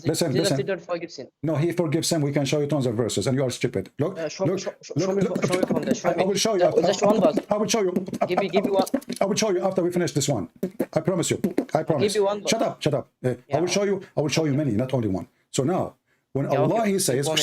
shut up. When Allah He says, may Allah forgive sin, that is a wish from someone to someone else. No, that this is he's talking about Himself. It is so that Allah may forgive you what you preceded of your sins. So it is not talking about another God. He is talking about Himself. Allah is How saying, you know that He is not talking about other God when the verse says it clearly, may Allah forgive your sin. If Allah is Allah all-knowing? yes. Okay, if Allah is all-knowing, then He should know if He forgives sin of Muhammad or not. Yes. So what the word may stand for? May is it is a kind of dua, like may Allah forgive your sin, may Allah bless you. So it is talking about that when you recite verse of the Quran, you should ask Allah to may Allah forgive you, may Allah bless you. This is why Okay, Allah but this is mentioned not. But this is Allah speaking. Supposedly, if Allah is the one who's talking, Yeah. how He say may Allah? Yes, I know why he did say that. I can answer that very clearly. What? Yes, I can answer that. Well, I'm waiting for you all this time. I'm repeating the question. You say Yeah, I can answer okay. that. Okay, go ahead. Okay. Yeah, okay. So if I can, I will give you an answer. I think this is a very good answer. I hope you will like it. I will love it. I will love it for sure. Okay, go ahead. Oh yeah. Okay, when you will not regret it. Okay. I am not educated. Okay, yeah. Yeah. So when the Bible says, chapter 3, verse 16, For God so loved the world No, that he gave don't his change. We only... can go to the Bible after. We can go to the Bible. You are trying to escape, Abdul. You are trying to escape. We know the game. No. Listen, I promise you. I promise you. We will go to the Bible as much as you want, but finish this verse first. Yes. I swear by Allah. Finish the verse first. How Allah He saying, "May God forgive you." Yeah, so I swear by Allah that I will not change the topic. I am stick to the topic. Okay, you can start with the Quran and then give me the verse in the Bible. No problem. Yeah, this verse is talking about himself. I mean, it is very where is talking about himself? I'm saying to you, the God of Allah. Yes, that's right. That's right. The God. So, okay, you are the one who says to me, who forgets the one who forgives sin is only Allah, correct? Yes, so I'll go to that. No problem. First, I have to answer this question. Just wait. So when Allah He say may forgive, is that a wish or a granted? Allah is talking about himself, that Allah forgives sins. Okay, hold on. No. Here it doesn't say He forgives sin. It says may Allah forgive you. Do Allah knew the future that He will forgive or not?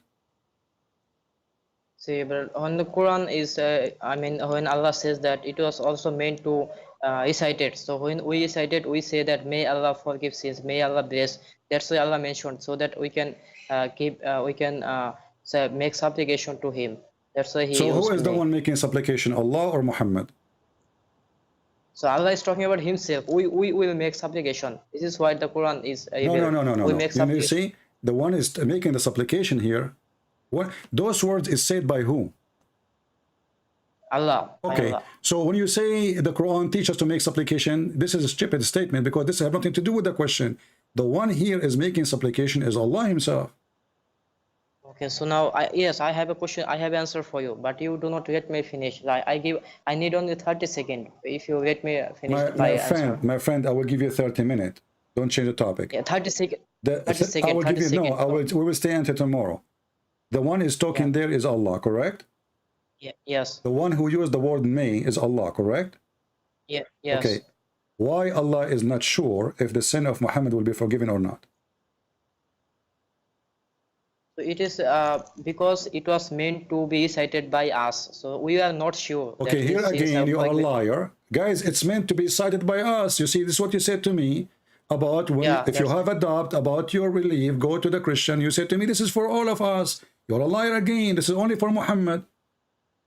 No, this is not only for Muhammad. So this verse was recited. Okay, Abdul, I will give you a chance to prove me wrong and get me busted. Do you agree with any interpretation that this is only about Muhammad or this is about everybody? Listen to me. So now I'm not going to listen. I want you to get me busted. Which interpretation agree with you? Either you are a liar, coward, you have no dignity. Yes.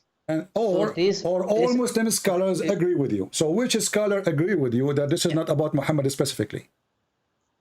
So listen to me. So so this verse is talking to Muhammad. Shut up! Don't give me your fabrication. I'm asking you a challenge. Give me one scholar. Right. Shut up. Give me one scholar. He agree that this is not about Muhammad. This is because we will recite it. This is what you said to me. You said to me, this is you should recite it and make supplication, but the Quran doesn't say that, and you're a liar. So I'm asking you, which interpretation says that this is not about Muhammad, this is about all of you Muslims reciting this? So I said that this is indicating to Muhammad, but it was meant to be recited by us. Listen, Abdul, again. Which interpretation says that this is meant to be recited by us, this is not for Muhammad? Every Quranic verse is recited by us. So why do you need you are being stupid again, because the verse here says, may Allah forgive your sin. So if we make it for many or to one, actually if you make it to many, this is even more stupid, because the one is talking is Allah anyway. Allah is not saying say. Allah is not saying say. Allah is not saying pray like that. Allah is saying that God more forgive your sin, may forgive your sin in the past to come and the past, and this is an open license for sin. Muhammad, he is receiving a supplication from his God saying, don't worry about sin, may Allah forgive your sin in the past and the one to come. So Muhammad was sinner in the back and Muhammad is sinner in the future. So now we repeat the question. If there is any scholar agree with your statement that this is just meant for us to recite, not meant to Muhammad? I just told you that it is indicating to Muhammad, but we can recite I'm asking you for the last time. I'm not going to repeat my question. Don't force me to hang up on you, you idiot. if there is any proof of what you are saying. I just answered that. If there's any proof of what you are saying, you said that, I got it. I know, because you're a liar. I'm asking you, do you accept my challenge that every scholar agree that this is a verse was given to Muhammad and Muhammad only? Do you accept my challenge? Yeah, this verse was given to Muhammad. This is not the question. See, so now you are saying it's given to Muhammad, so it's talking about Muhammad, not talking about you. See, this was revealed to Muhammad, but it was meant to Again, be forwarded by again, you everyone. idiot. You know, the people, they say to me, why you have to use those words? Let me go back. You see, you don't debate Muslim. You have to bust them. They are liars. Listen carefully. This verse we give it to Muhammad. We know that. We know that. It's not a secret, brother. He gave it to him. But the verse here, is it speaking to Muhammad, saying, may Allah forgive your sin? Or this is just for you to recite? Yeah, but we when for example that when we pay salah on the Nabi, Answer the question, you like, coward. Answer the question. Is this a verse given to Muhammad because he commits sin, or this is a verse given to you to make supplication, all of you? because this verse Don't was tell me given to because, you Muhammad, donkey. indicating Don't him. stop. Tell me because. I'm asking you a straight question. Is this verse given to Muhammad because he commits sin and Allah wishing him to be forgiven, or this is a verse was given to all the Muslims just to recite, to make a supplication? So the every Quranic verse is given to Muhammad. This is not the question. This is not the question. We know that the Quran given to This Muhammad. is the answer. No, this is not the question and this is not the answer. I'm asking you, when Muhammad received this verse, was it about his sin? His sin, his own sin, yes or no? Yes, I already told you that prophets can make minor sin, but they do not make. So why you are arguing, major you sin. idiot? So Muhammad, he made sin. So the verse was taken to Muhammad himself, correct? Maybe minor sin, but that's not the point. Because Stop being stupid. Nowhere in the verse says minor sin. Are you adding words to the Quran now? No, I'm not adding, but we know that. So now you are adding. No, you are adding because nowhere it says minor sin. Now let's go back to zero. So now, as long as we agree Muhammad he commits sin, and you are trying to make him better, look better because he made a minor sin, which is very funny and silly.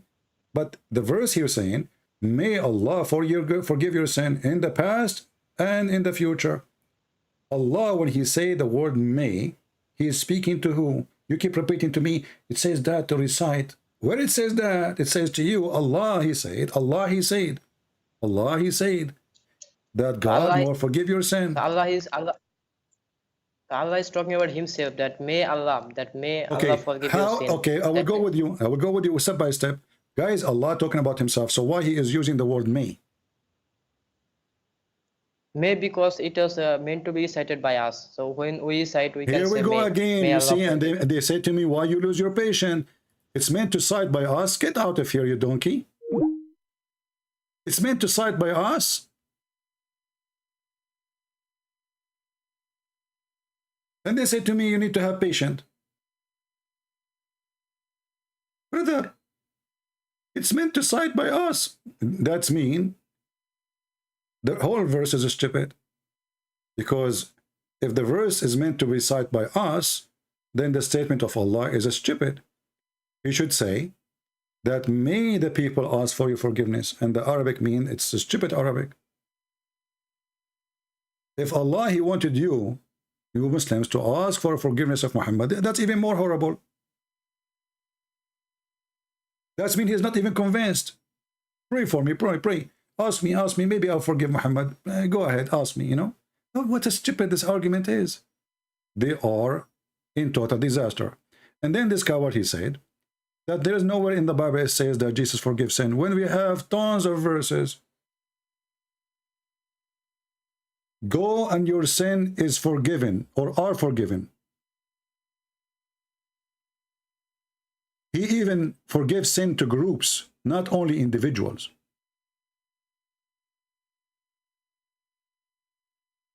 And then the Jews, if we go to Mark chapter 2, we can read it from 1 to 12 or even more. You will see that when he said you go and your sin is forgiven, the Jews, they said, why does man speak blasphemies like this? Who can forgive sin but God alone?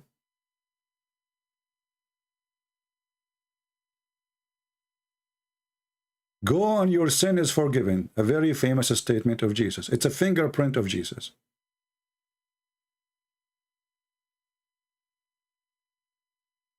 In the stupid Quran, it says, who forgives sin save Allah? Who forgives sin save Allah?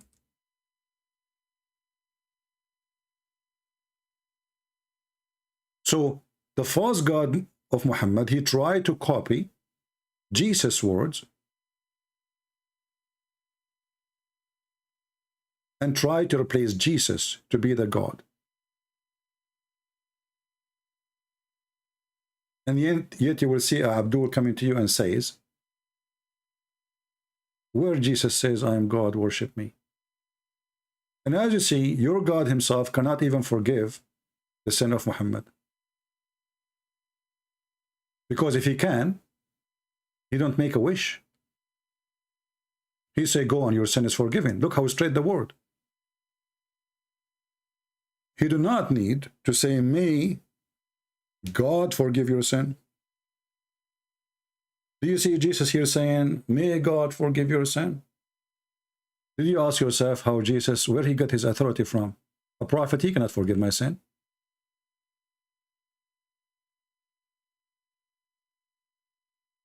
A disciple of Jesus, he is disciple of Jesus. He is under the authority of Jesus. Just because he is under the authority of Jesus, he was able to do miracles. But the only one who forgives sin is Jesus, my friend. And your Quran got busted. Who forgives sin except Allah? The Quran say. Well, the fact Quran, when we prove it, Quran make it clear that Allah cannot forgive sin. Because if he can, he will not say the word me. And if you say to me, baby, the word is not right, that means Allah don't speak good Arabic. And that will make him not God again. When the Quran says, who can forgive sin save Allah? Did the Quran make a mistake? In chapter 3, verse 138, 135? Well, the answer to the Quran, who forgives sin save Jesus? Allah cannot. As you see, Allah, aka Muhammad, making supplication, and this is why this poor Abdul, he is trying to cover up to the stupid statement in Arabic. May Allah forgive your sin. Well, if Allah is talking, Allah he forgive. You do not need me. He say what Jesus said. Go and your sin are forgiven. Go.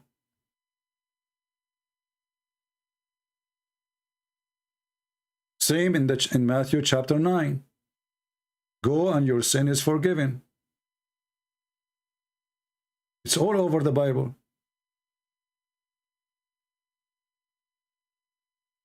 And this is why the Jews, they made it clear that this person is claiming to be God. Who can forgive sin save God? This is what the Jews said to him. They said to themselves. They said, he is dishonoring God. Who beside God forgive sin? Or can forgive sin?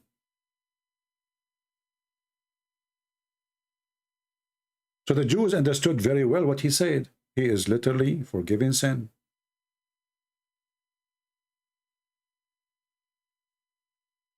And you know, talk is cheap.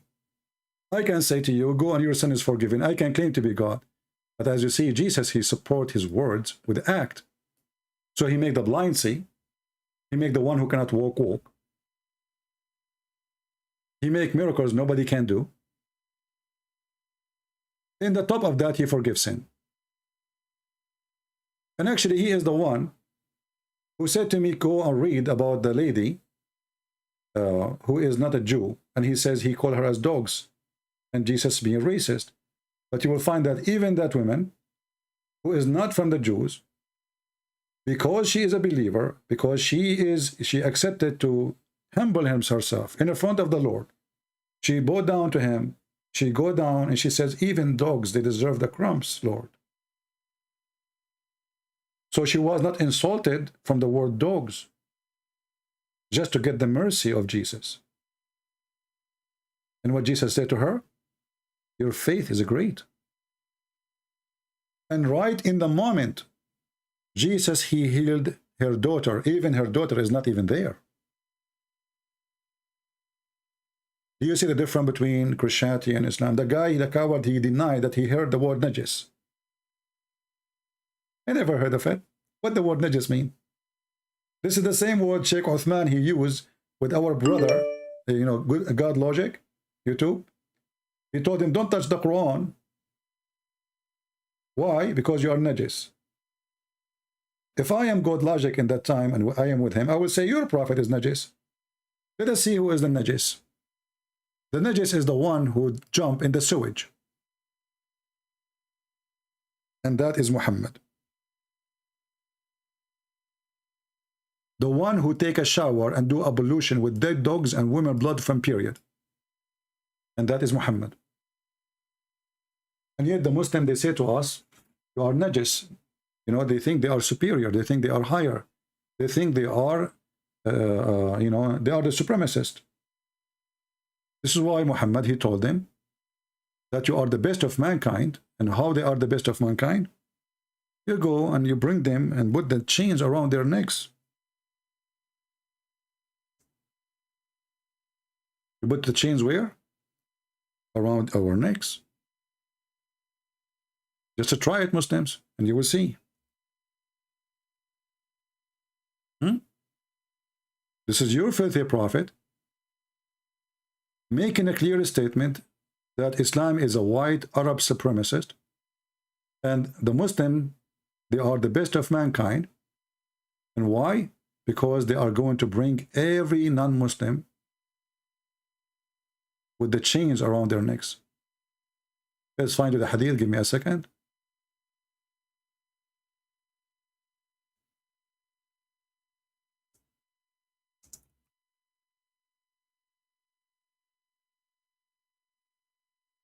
Do you see it?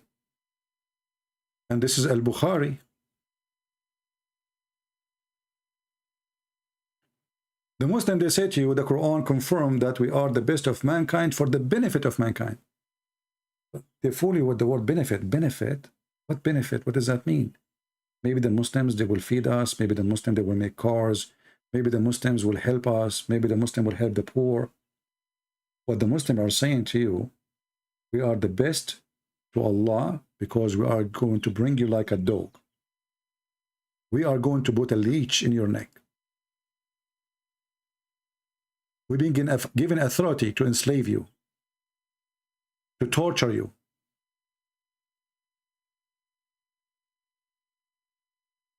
And this is why I don't like the debate of some Christians when a Muslim he speak.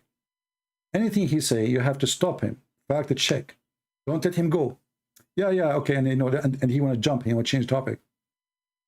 They are professional in lying. And if you are a person, I mean, this is me, and it's still this person was trying hard to escape. Anything he says to you, do fact check immediately. He cannot back up what he is saying. He is just doing duct taping. Can we read interpretation? He don't want to read interpretation. If there's any scholar agree with you, he don't care.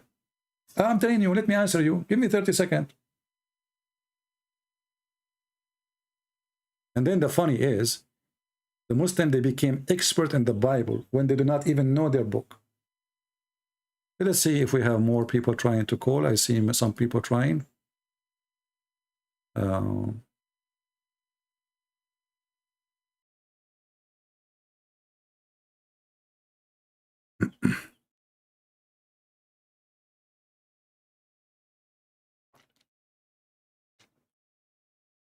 We are trying to call somebody. He texted me. But look like he is not online, maybe. Okay, let's try again.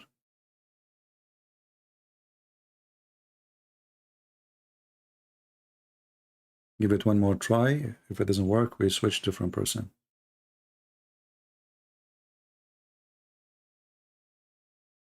Okay, Mr. Marino, we could not call you. Let us see this person here.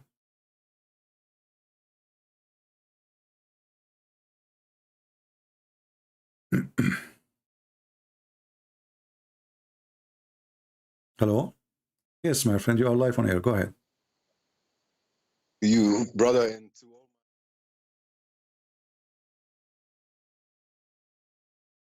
perfect man to show us what Islam is, lying, quoting wrong verses from the Bible.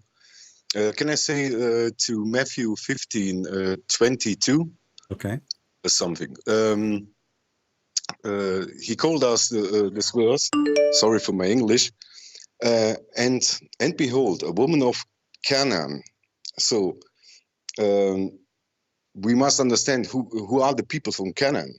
So these are the cursed people from Noah. Noah have cursed his son, and this is especially to know that the Jews and the people from Canaan are don't like each other. They are enemy. They are enemies. Yes, yeah. Because they are cursed one. So that shows us how our Lord Jesus, he knew that, and he don't want to speak with the woman at first because he tested her belief. Yes, and now she said, "O son of David." That means she knows who he is. Yeah, and she obeyed him. So she knew he was the Messiah. And this poor guy who called you, take this word for us. So when someone knows the scriptures, like we Christians, we must learn every day our scriptures, so we can checkmate him with this verse. And what is the problem with her, with this woman? Can you explain, please? What the problem with this woman? The problem is what? The devil, right? Yes. Okay. So why she is coming to Jesus? I mean, if the problem is the devil, who is Jesus then? What do you think? Yes, because like I say to you, she knows that. She knows he is a son of David, the Messiah. Yeah. She knows that she heard what Jesus, our Lord, do anywhere, and she knew she can heal his child. She knew that he is the one who can defeat the devil, correct? Yes. Yeah. Yeah. So this is not just, because I can go to you and I can ask you, can give me $10, help me please, I need to eat, She is not asking for food, she is not asking for water, she is not asking for somebody to carry some stuff with her, she is asking for the impossible. Yes, exactly. Which is to fight the devil, and obviously she gave up. No doctors can help, and she is not even from the Jews. So she came to Jesus because she knew that this is the only person he can do what nobody can do. Of course, exactly. And that shows us that a woman she is not a Jew. He is from the cursed people of Canaan. She knew that Jesus is the Messiah. So she go to him, and she knew a Jew never will speak to a woman or a man from Canaan. But she knew it. She knew it. This is the Messiah. He can fight the devil. Yeah. And this poor guy who... And not only that, actually, this is confirmed that if you are from the Muslim, they say that Jesus, he came to the Jews only, right? Yes. But Jesus, he said in different places that I have flocks and other than this, I have sheep and other this place. So here we see one of those sheep. She is not a Jew. She is not from the children of Israel. And yet she believes in Jesus, and her faith is accepted by Jesus himself. Not by the disciple. This is the Messiah himself.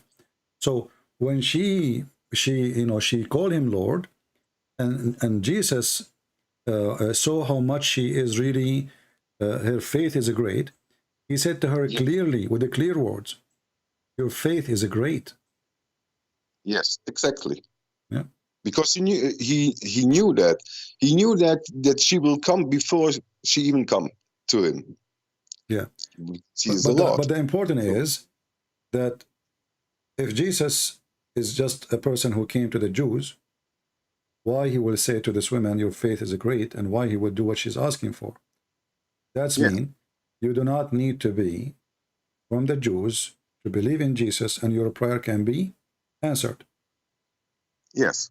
This is a prayer of a woman. She's praying in the presence of the Lord, and it doesn't matter really if it is him in person there or he is up in heaven. She humbled herself, she bowed down to him, and she called him my Lord, and she lowered herself, and she did not feel that she is offended because she is speaking to her God. She said, even though dogs, they get some crumbs, can I get some of your crumbs? Exactly. So and this shows us wonderful when Muslims try to take out of context our verses, and we know we can prove them. We prove the verses with other verses from the Bible, so we can put them in the corner, like you do when you talking to the people. You know exactly what they want, and you corner them in a second. Yeah. Like and actually, in the same chapter he chose for us, it says that the women, she worshipped him. You see, it says he knew that. Yeah, he and for sure. I mean, do you think that this guy, he quoted the verse there? He did not read the chapter, but they are deceivers. He want only that verse to be read. He don't want the rest, because the rest will prove that Jesus is God. And Jesus forgives sin, and Jesus can heal, and what kind of power he have, you know? And he knew what he knew what is in her mind, and the women, she worshipped him. And the Muslim, they say to us, brother and sister, I trained you to tell me what verse in the Bible. It said, I'm God worship me, you know? Exactly. Well, she worshipped him, and Jesus should say to her, why you are worshiping me? Stop, don't do that, you know? Because if you worship a person and he is not God and he is humble, he will say, please don't do that, right? He will say, stop, don't do that, I'm nobody, right? But Jesus, he did not say to her, don't worship me. She worshipped him, saying, Lord, help me. And after she worshipped him, he did what she's asking for, not before. Yes, exactly. So if worshiping Jesus is sin, then he should be more upset. Yeah. All right, my brother. Anything else? Yeah, when we look at the hadith, for example, where the poor Jibril comes to Muhammad in the cave, he says read. He have and Muhammad said, I cannot read. He squeezed him 3 times. So someone who is reading this must ask himself, did Allah don't know that, or Jibril? Who is the stupid here?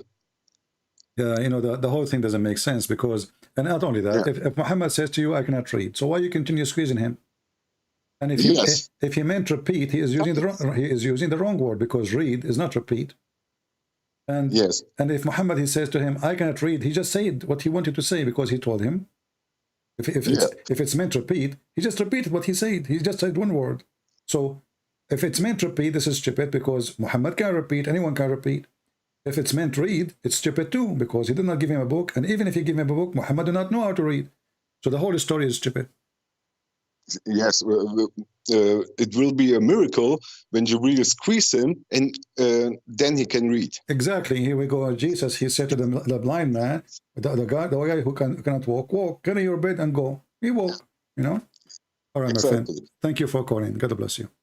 Yes, God bless you. Bye. Take care.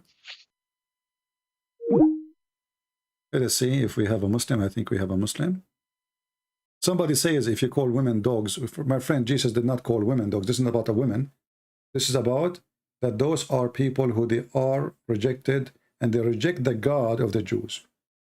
They make fun of the God of the Jews. So Jesus is not calling the women dog. He's not. This is not what Jesus is saying.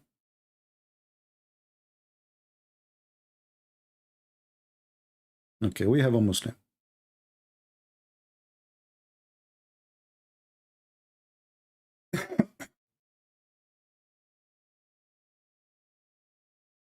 We're trying to call him.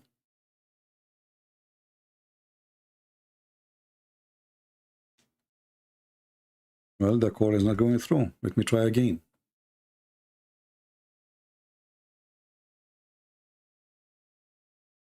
Don't call Mr. Hadi. I will call you. If you call me, it's not going to go through. I have to call you.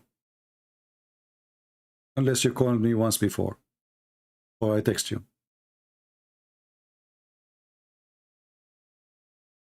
Let us see. Hello? Hello? Yes, my friend, you are a Muslim? Yes. What does that mean?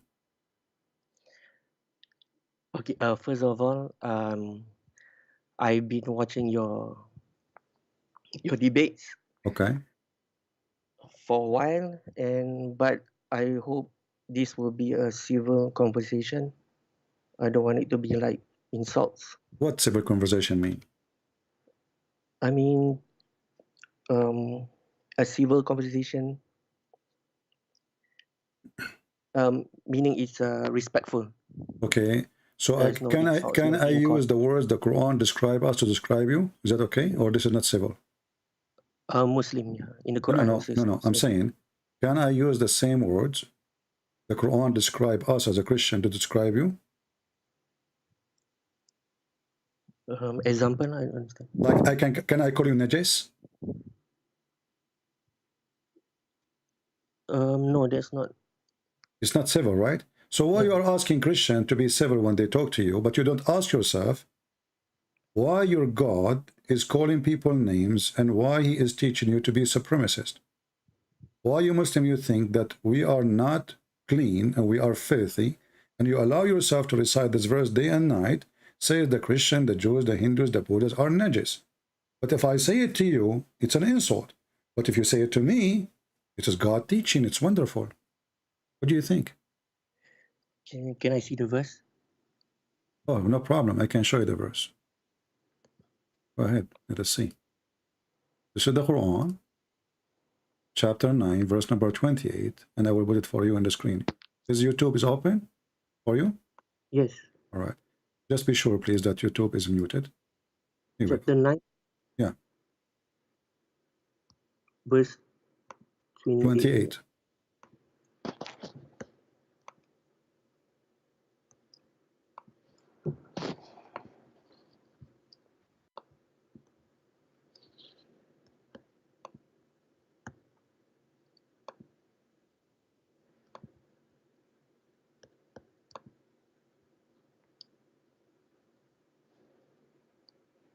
O believers, indeed the polytheists are spiritually impure, so that they should not approach the sacred mosque after this year. If you fear poverty, Allah will enrich you. Okay. So can I call you najis? It's okay? Can I call you filthy, I mean? And you are the one who's asking me to be civil? Yet you are following the prophet who is not civil? The one who insult everybody, the one who discriminate them? We are not allowed to enter even cities because we are like dogs. The prophet, he ordered to kill all the dogs, and no dogs are allowed to enter the city of Mecca or Medina. And Christians and Jews and Hindus is the same. And yet you, my friend, see, I'm being nice to you. You are asking me to speak to you in a civil way. From which country you are from? I prefer not to mention. Okay, no problem. So I just taught you a lesson that if you are a person who like to be civil, don't follow a person whose name is Muhammad, or obviously he discriminate, he insult, he is supremacist. So this is my advice to you. Go ahead. What do you want to say to us? Maybe okay. I'm not an expert, but then if I can see this, maybe the verse, the meaning is impure. Maybe because they haven't embraced Islam. So Exactly. So Islam considers that one who is not a Muslim is filthy. That's exactly what we are saying. So they cannot enter holy places because they are filthy. And you see the translation saying impure. This is a nice word, but in Arabic, najis means filthy, literally filthy. By the way, you know what filthy means? Do you know? najas can be impure also. Yeah. What filthy mean? Look, my English is not really good, so maybe you can help me. What filthy mean? Well, it's better to use impure. Right? No, I need your help. You see, English is not my first language. I speak, like many languages. Like I speak like Hassan. Hassan, he speak 70 million languages, but my English is not. I'm not perfect with it yet. So when I say somebody is filthy, you Muslim, you do ablution, correct? Yes. Okay. Why you do ablution?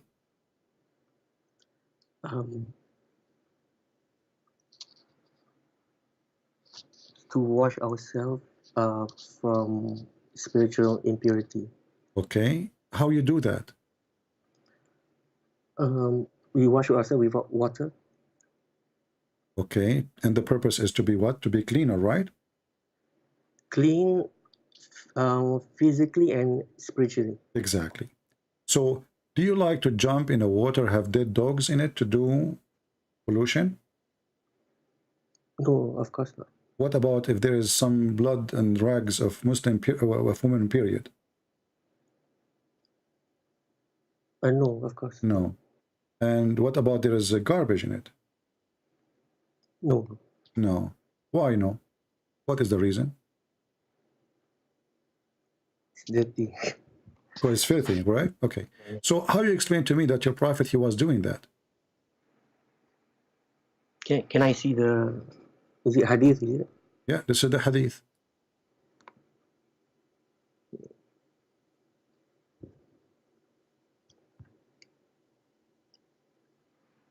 It's not showing.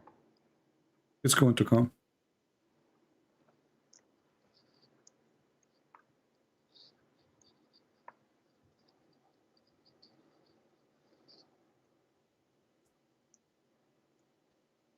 No.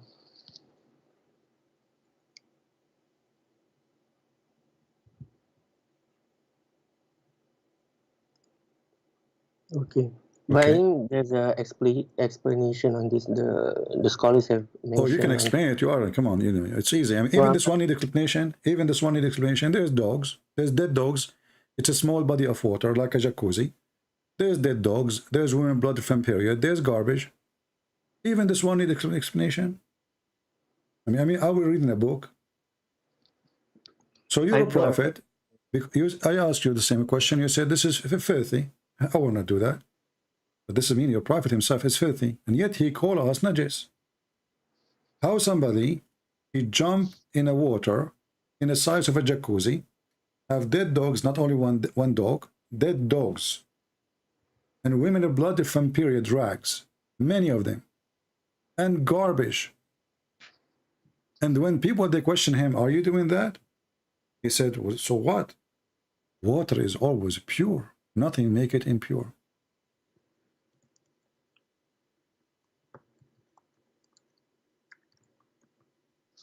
I have not read the discussion of the scholars on this. What the scholars, what they will say? The scholars, they will say the prophet is amazing. The prophet is wonderful. The prophet is so clean. Yes, and actually I have a debate once with Muslims, and they made a meeting, 5 of them, and they made a refutation to me, and they said, yes, the prophet is so clean, and he is so clean to the point he used to clean fleas from his head. I mean, do you see how clean your prophet is? He's full of lies. So the Muslims, they decided to make a meeting, 5 of them, to refute a Christian prince. And they made a video refutation to the lies of a Christian prince. And in this refutation, they says, yes, the prophet was so clean. And this is get Christian prince a liar busted. He was so clean to the point he cleaned himself from lies. You know what lies is, right? Yes. Those things, they grow on your hair, and they watch you, what you are doing. There's a lie, she wrote a book about your prophet, And because she did live in his, you know, underwear, so she saw everything. She was a real witness. I mean, it's a horrible book. You don't want to read it. So what kind of a prophet? He's full of lies. He jump in water, have dead dogs, women blood from period, and stinky garbage. And this is what the hadith is saying. It says there are stinking things in it. Stinking, not only because, you know, garbage can be just new. It's not stinking yet. You know what I mean? Do I agree? Yes. Okay. It says it's stinking. It's not only garbage. It is a stinking garbage. So the smell already is all over. So why your prophet is doing this, my friend? If I can see, I haven't read the explanation, but then I think it was a well with that things in it. So it was a past tense. Huh? It was a well. I mean, it was a well with those things in it. My friend, they call it well because it used to be well one day, and now it is just garbage. As you see, this is the city of Mecca, and there's no water there except Zamzam. And if they have other source of water, they will not throw garbage in it. Those people, they are desperate for water. It's a desert. Nobody would throw garbage in a desert water, you know. So the reason it's garbage, full of garbage, dead dogs, because this is a well, it's empty, and there's some sewage water coming from the houses. In the old days, when a woman, she washed, until now in the villages, they wash dishes behind the door of the house. The door of the house will be lower than the rest of the house. Then the whole water will go in the street, and in the street, in the side of the wall, in the wall, there's like a little tunnel for the water to go down to the lower point. And obviously the dirty water is going there. If you're aware about the fake regards of water, if the water is a lot, so that okay, how much a lot? How much a lot you think? So if it is, if this water is like, let us say 6 meter wide, and there's dead dogs, and there is garbage, and there's women menstruation, you would jump in it? It's fine for you?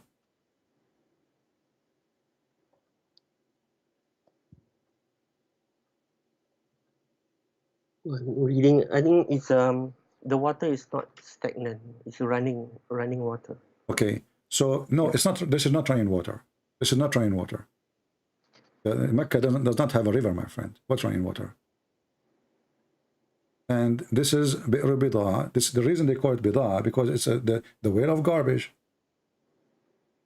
And here it says, there's a hadith. It measures even how big it is. It says here, Abu Dawud said, I measured the breadth of the well. Okay, read with me. Of Bida, with my sheet, which I stretch over it. So he have a sheet. Usually he meant the abaya, you know, his dress. Over it, and I with it I measure it, okay, and with the hand, I measure it as 6 cubit, as width, as a breadth, and the height of it was lower than the pubic area. And not only that, it says, and the condition of the water color changed. You see it? The color. I saw the color of the water of the well had changed. It's ugly. So it's not a running water. It's not even a well of water. This is a sewage. This is dirty water. And it's very small. And as you see, it's very low. It doesn't even touch your, like, to your waist, you know. And it's about 6 cubic according to this guy. And as you see, this is sahih. How long is 6 cubits? 6 cubic is like 6 arms.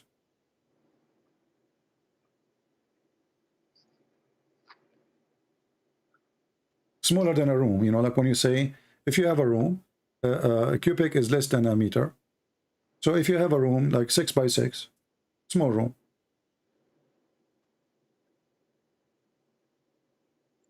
I mean, this we can agree and disagree. I mean, like I mentioned, the scholar says the water is running, and then My friend, it's not running. There is no running water in Mecca except the spring of Zamzam. That is a spring. This is not a well. This is a well, and it's obviously is a dry well. This is why people, they throw garbage in it. Do you agree with me that if you live in the desert, nobody would throw garbage in a water can provide him with drinking water? Do we agree? Nobody would do that. If you live in the desert and you have a well of water, do you think people, they will throw garbage in it? No. Okay, so this is because it's dry, and this water maybe from rain when it's rain, maybe from the houses, but it's not rain water obviously, and that's why people, they throw garbage. Whatever is inside is not valid, and that's why people are asking him, are you doing that? Did you see that the people says, are you doing this? You know, if it was normal, people will not ask, correct?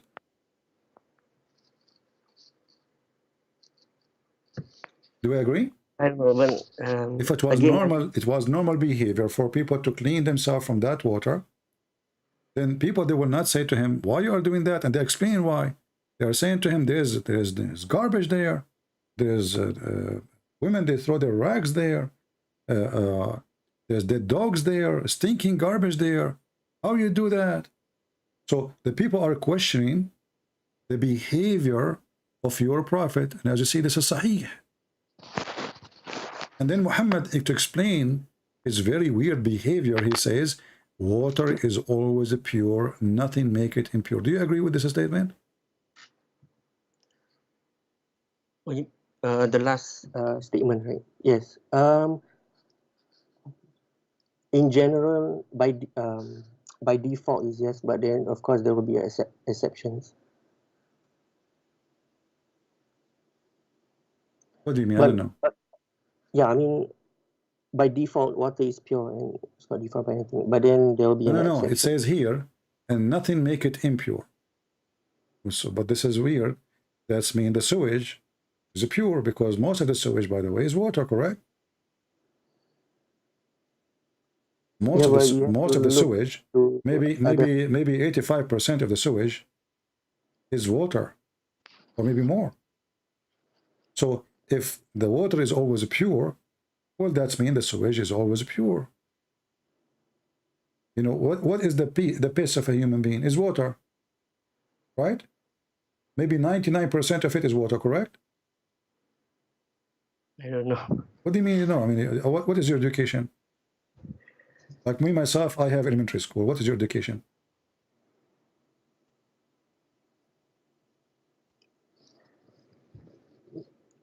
But okay, but regarding this hadith, I mean, it's up to the interpretation. I mean, okay, give me the interpretation. No problem. I'm going with you. Go ahead. Give me the interpretation. Like, I'm listening. Like the scholar says, it's not stagnant. So what the scholar says, give me what the scholar says. What is that? The scholar says, the prophet is amazing. The prophet is so good. The prophet is the best. This is what the scholar says. We are asking you. You see, people in the time of Muhammad, they asked him the question, and Muhammad gave the answer. So we do not need even the scholars. He claimed that water is always pure, nothing make it impure. And as you see, the water did not even cover the private part. It's below the private part of the man. It's very low. So you have a small jacuzzi room, and there is dead dogs in it. Not one, not two dogs, dead dogs. We do not know how many. Which means they are already pieces. Stinking garbage, and women blood from menstruation rags. How in the world anyone will jump there and he clean himself there?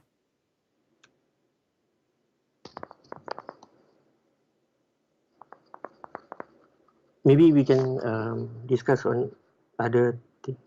No problem. You see, I will go with you. Okay, guys, if you want to change the topic, I would go. You could tell me another thing. Tell me something good about your prophet. Go ahead. He is the last prophet. Well, that will make him good. I mean, he was chosen. I will explain to you something. This is personal. I was the last one in my classroom. And like always, I get D or F. I am the last one to enter the school. I'm always late. I'm the last one to the teacher to talk to me. I'm the last one. The schools, they like me. and this is supposedly make me the good prophet. That's interesting. That's different. Well, what's different? You Muslim, you say is the last one. What does that mean? No, because Allah chose Prophet Muhammad, peace be upon him. Okay, who is Allah, and why he chose Muhammad? Why that? I mean, maybe he chose him because he jumped in dirty water like this. No, he didn't do it. What do you mean he don't? So why he chose him then? I mean, that is the wisdom of Allah. We won't. I mean, scholars. I like the word wisdom. You know, it's very dumb. I'm asking you why Allah he chose Muhammad. You failed to give me. You see, I changed the topic just for you. You say to me, Allah he's the last prophet. What does that mean? This is very silly. Why Allah he stopped, like he became a mute now? He didn't want to send anyone. So Allah was busy sending messengers one after one after one and stop, and suddenly he closed the faucet. Yeah, the Quran is said to be the last testament. Nowhere in the Quran it says Muhammad is the last prophet. There is. No, the Quran says Khatamun Nabiyyin. Khatim does not mean the last prophet. Khatim is the seal of the prophet, right? Seal, yeah, he's sealed. He sealed which means he agreed with them. He agreed with them. The seal, you know, you put a seal. You know what seal mean? You go to the government. Means you go to the government. You go to the government. They put their stamp. That is a seal. Meaning, I mean, seal can be a different meaning. Like it can be the closing prophet. Yeah, no, this is false translation and this is false assumption, because the seal is the one who agree with the prophet before him, all of them with no exception. Nowhere it says that Muhammad is the last one. And let us assume it says that. What is the proof even that Muhammad is a prophet anyway? There are some factors. Is what? There are some factors that. Some facts? I mean, some factors, some points that he is. Like what?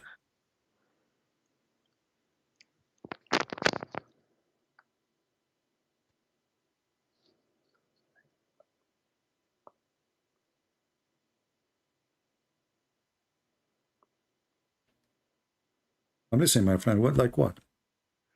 Like is mentioned in the Old Testament about the coming of Prophet Muhammad.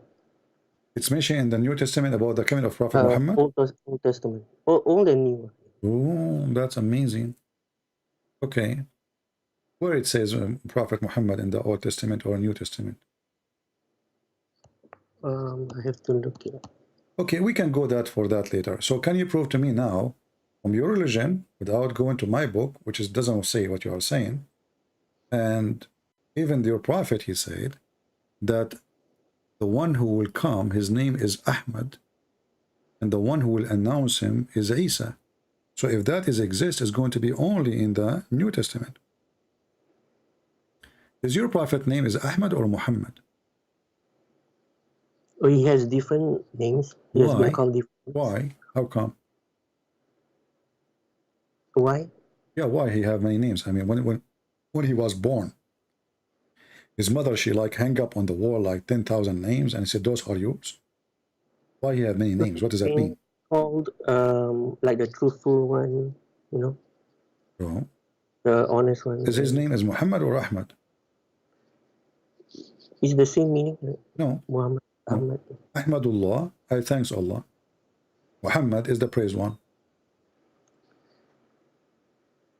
A person can be called different names.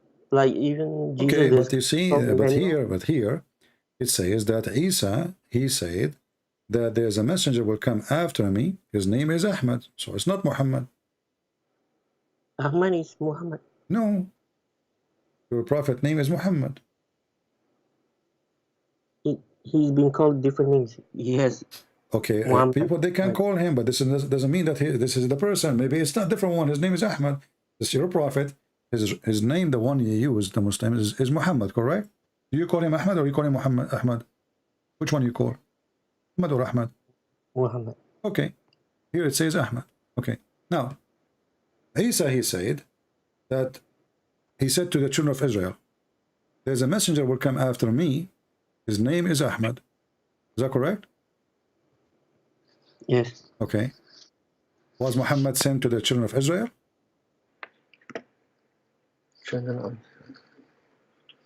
For all mankind. Well, the Quran says no.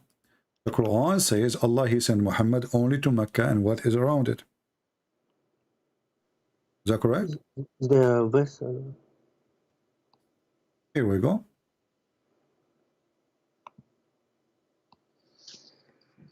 Your prophet, he was sent to Mecca. And what is around it? Is my screen is showing to you? الذين يقولون ربنا. Oh, it is. Don't read now. It's not coming yet.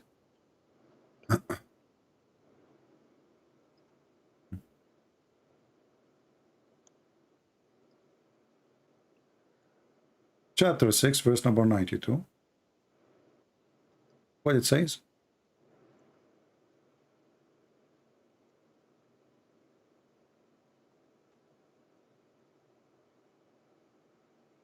Which verse, sorry? Chapter 6, verse number 92. Chapter 6.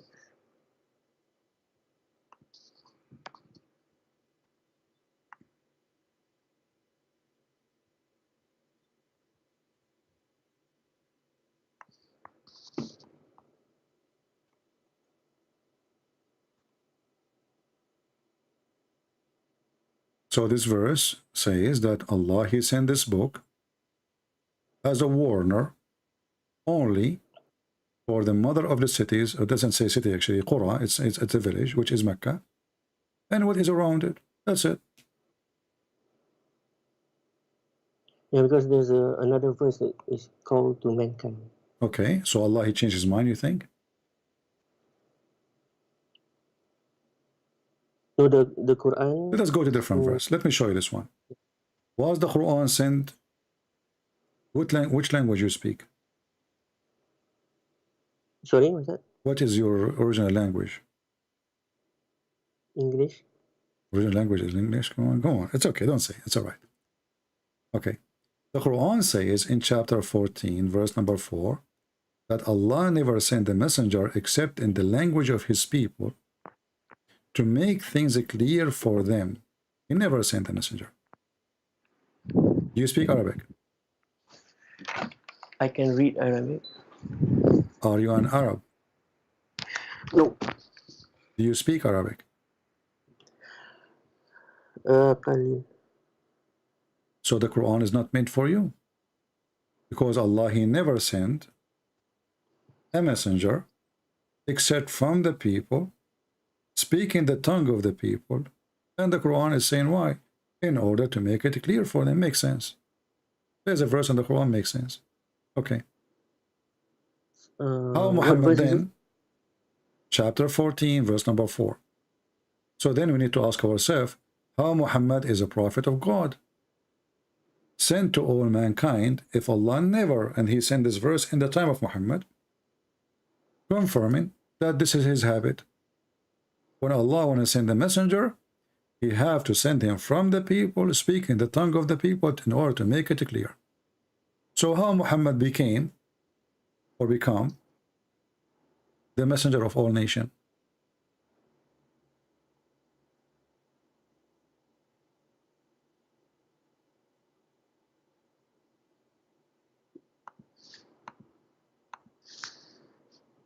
Just a minute.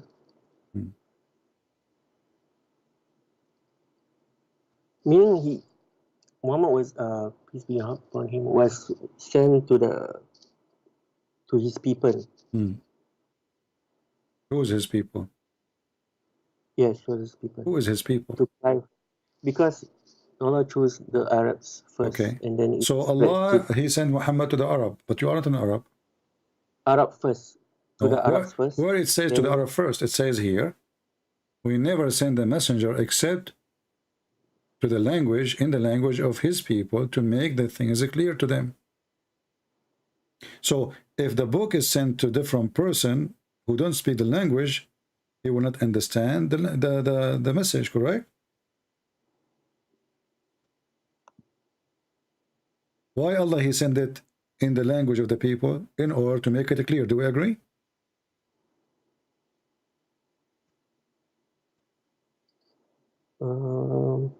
Okay, it says here, the first Allah sent down his message to the language of the people from among whom a prophet was raised, so that they might not have any excuse left that they could not understand the language. Yeah, so the message, it will be sent only to people who understand the message, the language, correct? Yeah, it has to be sent to the people first, the Arabs first. No. so that Nowhere it can says first, nowhere it says second. Don't add things, my friend. You see, you asked me to speak to you in a civil way, so I'm not using Islamic words. So it says here, we never send a messenger except in the language of his people. So you have to be from the people, and he speak to them in their tongue, which is his tongue, and the message will be in their tongue too. So in order for the message to come to you, Allah have to send a messenger to you, speak in your tongue. That's what the verse is saying. Allah never sent any messenger. You see the word never? Never. Yes. Okay. That's mean never happened before, and never happened in the time of Muhammad, because this is a verse Muhammad received in his time after he became prophet. So we never send the message, and we never send the messenger unless he speak the tongue of his people. So if you don't speak the tongue of the people, then he will not be sent to them. So how Muhammad became your messenger? I'm reading Ibn Qasir. He says every prophet was sent with the language of his people. So he was sent to his people. And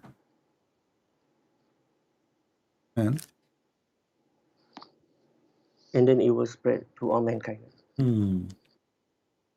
But that means the Quran cannot be for all mankind, because this will be contradiction, because the Quran made it clear that it's not going to be clear. You see, the Quran says, in order to make it clear to them, this is why he decided to do it this way, in order to make things clear to them. So if the message will not be in their language, the message will not be clear, and then they will be deceived, correct? People will be confused. No.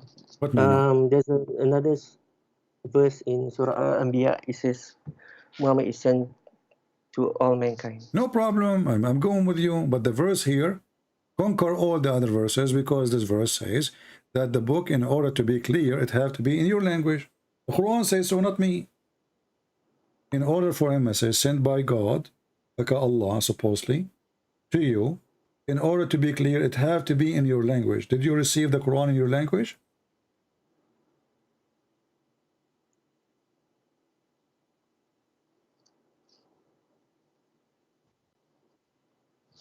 It's been translated in English.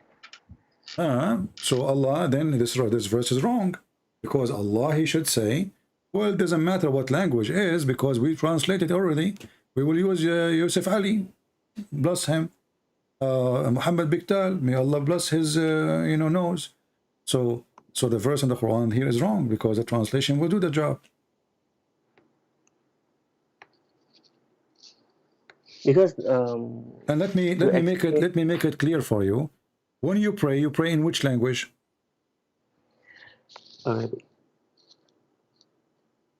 Arabic. See? So the Quran have to be in Arabic, have to stay in Arabic, and you don't know what you are saying, yet you are praying in Arabic, but you don't know Arabic, you don't speak Arabic. So the Quran was given to the Arab, and this is why it have to stay Arabic, because simply this is the Arab prophet for Arab people, the Arab supremacist, and they try to conquer the whole world, forcing everybody to speak Arabic. So in order to understand the Quran, you have to learn Arabic.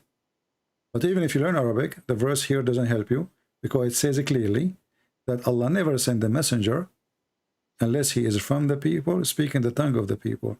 So if you are a person who learn Arabic, still you are not from the people. You are not from the Arab. And this is why you have to pray to Allah in Arabic. Do your God Allah speak languages or only Arabic? All languages. So why you had to speak in Arabic? Why we have to pray in Arabic in a language we don't understand? Because the Quran is sent via Arabic. Exactly. So the Quran says, وَجَعَلْنَاهُ قُرْآنًا عَرَبِيًّا. We made it a very clear Arabic. And by the way, the word Arabic, a clear Arabic, that's funny. If the Quran is a clear Arabic, so why we have 1,000 interpretation and they are disagreeing with each other? You see how clear it is? So now I'm going to go with you more. And you are a nice person. You are welcome. I want you to give me, let us say me and you, we are in the train together. And you learn that I'm a Christian and you want to convert me to Islam. What will make me accept Muhammad? What do you think? Give me something. No, I will revert you, not convert. Revert? Yeah. But we don't believe in the same God. We don't believe in Allah. No, because we believe that everyone was born as a Muslim. Oh, that is really the most stupid thing ever. Because you are saying to me now that when I was a kid, I was so stupid. And actually, I agree with you. My mother, she said to me that I used to have a diaper. I could not believe it. Doing poo-poo in my pant? Unbelievable. Well, I was a Muslim at that time. But I will go with you. So everyone is born as a Muslim. So if you are born as a Muslim and you die as a child, shall you go to heaven? Yes. So why your prophet, he say no? You might go to hell. For children? Yes, for a child, an infant. Remember, he is born as a Muslim, right? So if he dies as a Muslim, the one who burned as a Muslim, he died as a Muslim, well, he will go to heaven, correct? Can I see the evidence? And already you agreed. And this is your prophet here. They went to a funeral, him and his wife, Aisha, and, you know, she said, after the funeral, well, there is a happiness for this child. He did not do any evil, and he did not even reach the age of doing wrong or committing sin. Muhammad, he said to her, well, you know what? Your adventure, don't be stupid. It might be the other way, which means he might go to hell. So what do you think? Which one? Is it this one? The God's messenger was invited.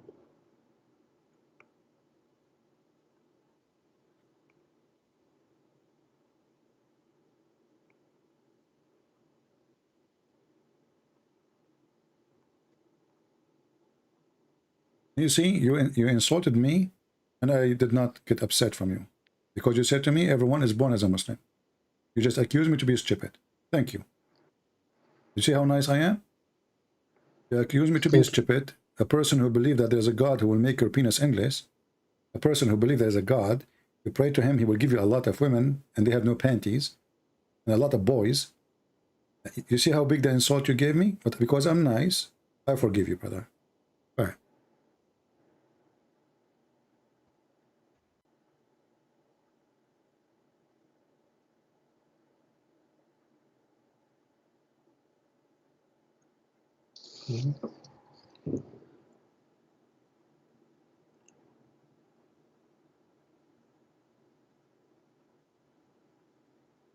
Well, I think this is for general, right? It's not specifically My friend, saying what general? for that. General Electric is not there, and it says general, yeah, a child. I mean, general, a child is a baby. He's just born, a few months old, maybe a few days old. We do not know, but obviously he is very small, very young. And Aisha, she said clearly here, he did not reach the age of somebody commit sin. He is very a baby. So she assumed he will go to heaven. Muhammad, he don't agree. He says, how you know? Allah, he created people to go to hell when they are in the backbone of their fathers.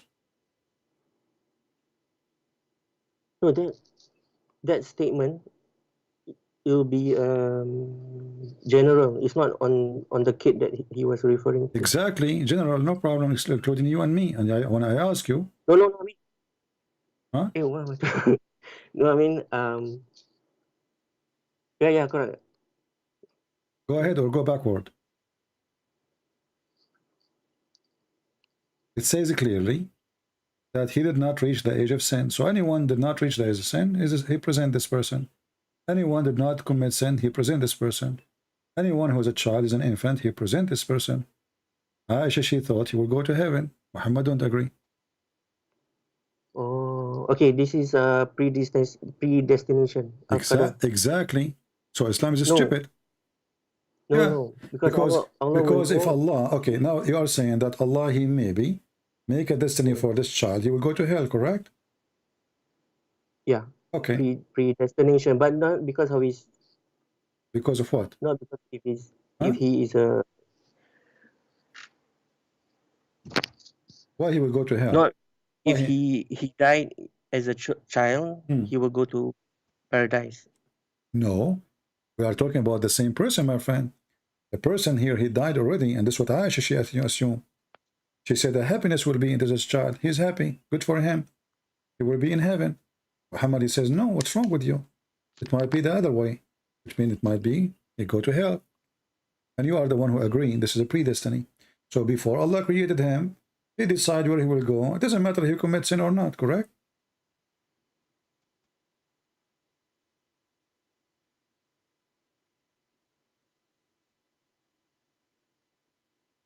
No. If there's no sin, if it's prior to puberty, it is paradise for the child. My friend, it's in front of you. Aisha, she said, before she finished her sentence, she said, he will be a bird from the birds of paradise, for it commit no sin, nor has reached the age when one can commit sin. So already this is clear. He is not in that age. What Muhammad said?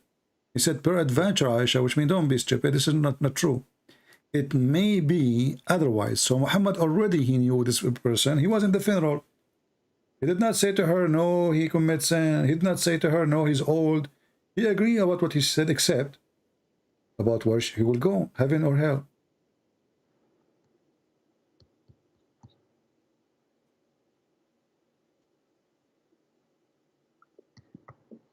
But I believe this is Al-Qadr. Exactly. But this means Islam is stupid and Islam is unjust, because if the predestiny before I do anything, regardless if I do sin or not, Allah decide where I will go. So what is religion about? Already it's made decision where we will go before we are born. He will go a child, he did not commit sin. He's born of a Muslim family, and you are the one who said to me, every child is born as a Muslim, so he's a Muslim, even he cannot talk. So why he should go to heaven, to hell? Does it make sense? Well, Muhammad saying it's a predestiny, and you agreed. So Islam is a stupid religion. So when Allah, he says to you to pray, to worship me, it's just stupid. It's already predestiny.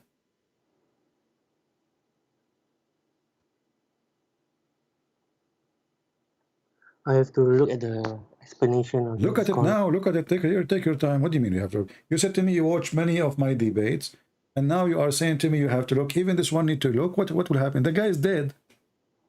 I will tell you the Muslim answers they said to me. The last Muslim, he asked you the question. He said, oh, this guy, he will grow later and he might commit sin. I said to him, well, he is dead. What do you mean he will grow later? He said, in the day of judgment, Allah will make him grow.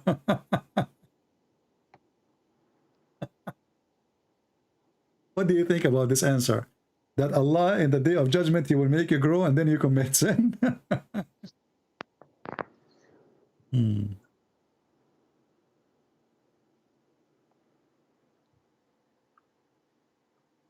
But I think I stick to my explanation just now. You did not give me explanation. You did nothing.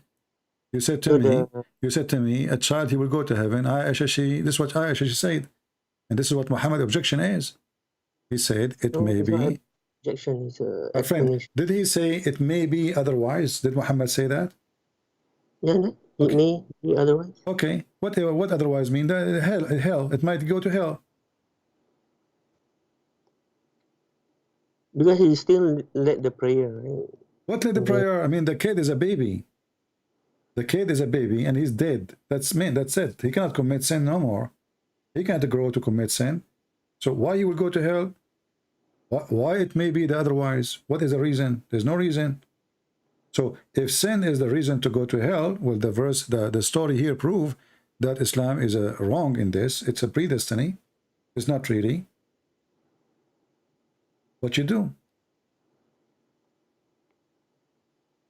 No, no, the one that he mentioned is a general statement. It's not towards the General statement, exactly. But this is about a baby.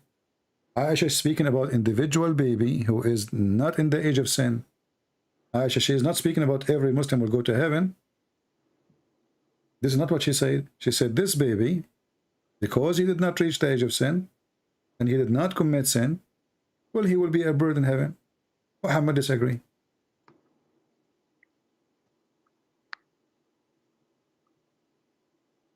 I disagree with your explanation. Why? In order to disagree, you have to prove me wrong. What do you mean you disagree? I'm not explaining. This is what Aisha is saying. I did not explain. Aisha, she said he did not. Did Aisha say the reason she think he is going to be in heaven? She said that, right? She said he will be a bird from birds of paradise. Why? She said the reason, for it commit no sin, nor has reached the age of sin. Okay? So now the reason is explained why he should go to heaven. Muhammad, he have objection. He said it might be otherwise. Why? Because God created those for paradise when they are in their father backbone, not lions. Same for hell. So what Muhammad is saying, and you are the one who said that to me, well, this is a predestination. Thank you very much. So you are the one who come with the word predestination, that before you are created, Allah decide where you will go, no matter what you do. You commit sin or not.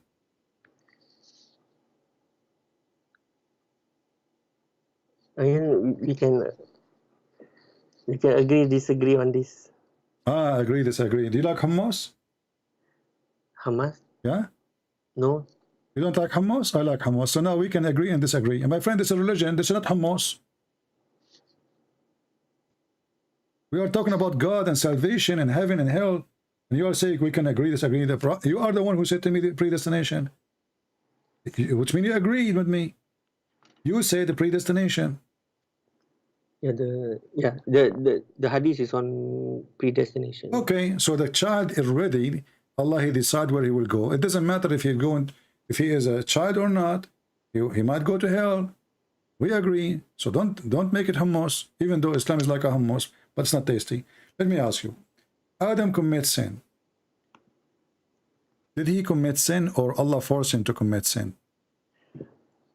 He committed sin. He committed sin. So Allah did not force him. It was not a predestiny, correct?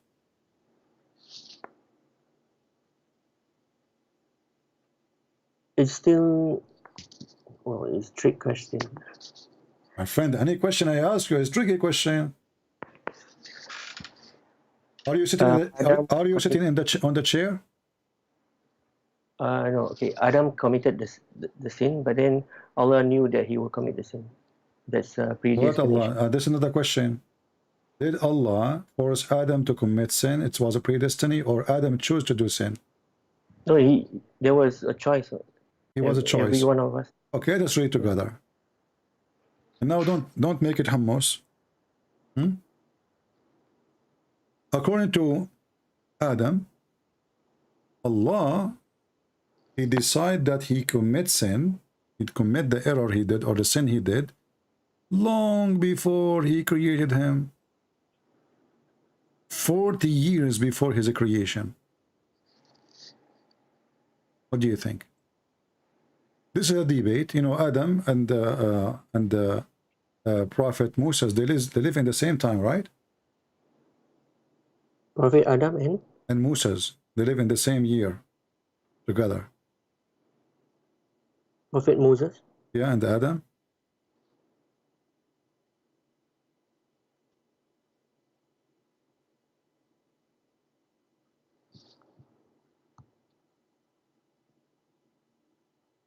Which hadith is it? No, I'm asking you. Did the Prophet Adam and Prophet Moses live in the same time? Not on earth.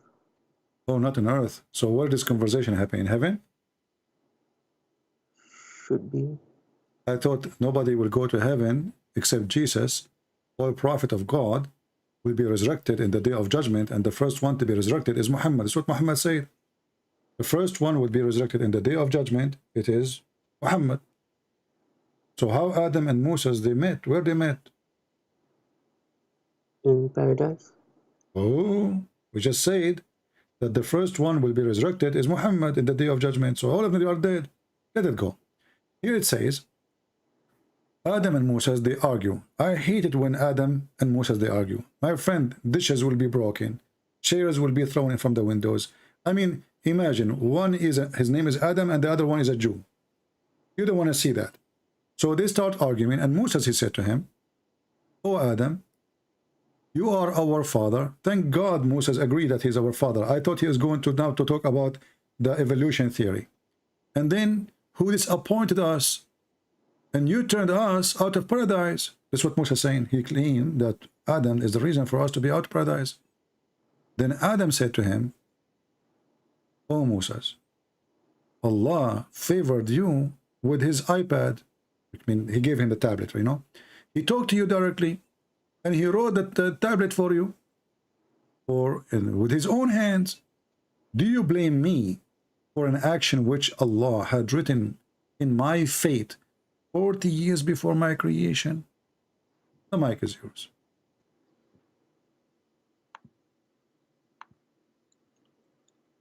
It's still Al-Qadar.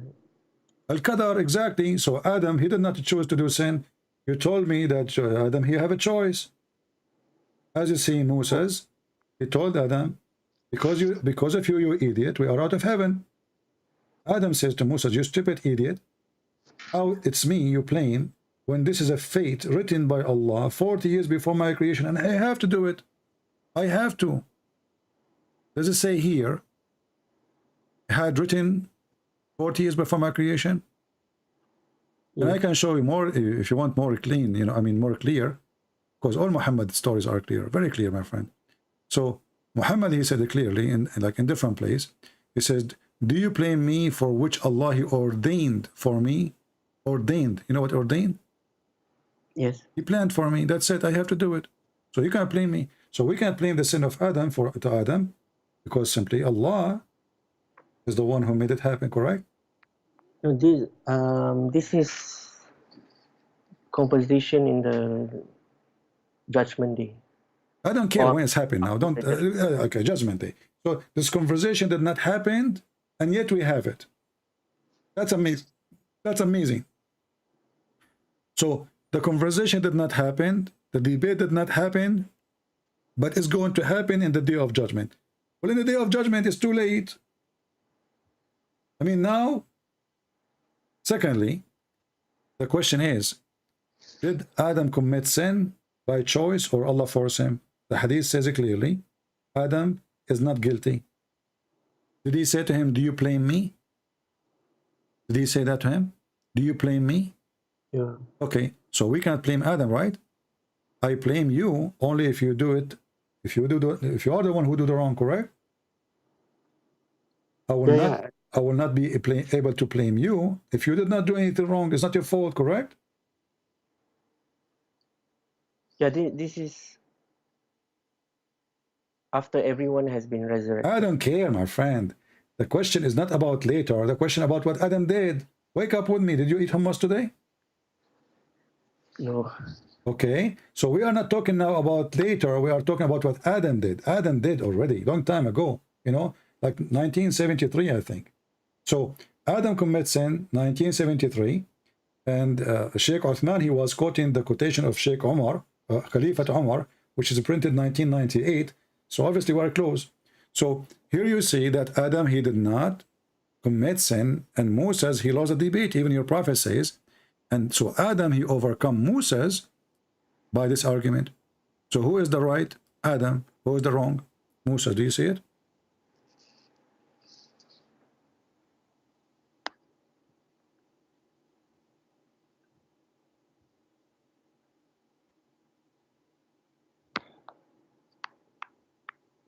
Yeah, I see. All right. So my friend, I advise you to leave Islam right now.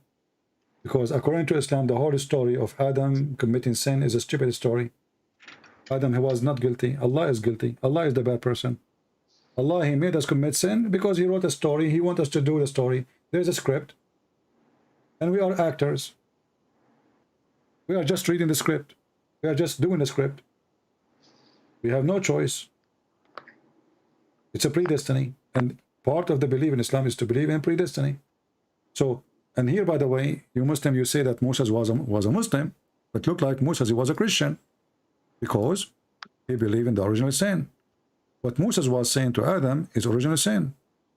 No, that's not original. Yeah, because Moses, he is arguing with Adam, saying to him, because of you, we are out of heaven. This is what original sin is. Because of Adam, sin, we are out of heaven, and now we are committing sin too. So this is a proof that Moses are not a Muslim, and the Muslim, they lie to themselves when they say so, following Muhammad. And this is a proof that the whole sin idea is a lie, because nobody commits sin, or it was a predestiny. Why I will be punished? Why Allah will throw me from heaven for committing sin I did not choose to do? As you see, it was a destiny. It's a fate. So are you saying that because of this hadith, this is original sin, or are you saying? My friend Moses, he is by accusing Adam, he obviously believed in the original sin. No, this is not original Did sin. Moses accuse Adam? Because of you, we are out of paradise, yes or no?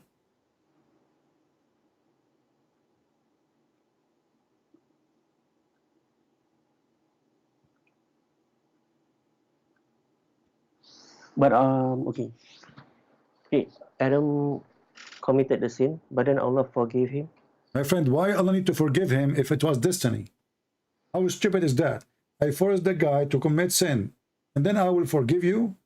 You beg me, you say, please, Allah, forgive me, please, Allah, forgive me. But I am the one who made him commit sin. This is not fair. So I make you commit sin, and then I force you to ask me to forgive you, and then I forgive you. But this is, even that is a destiny. The forgiveness is destiny. You praying to me is a destiny. You committing sin is a destiny. So the whole story is stupid.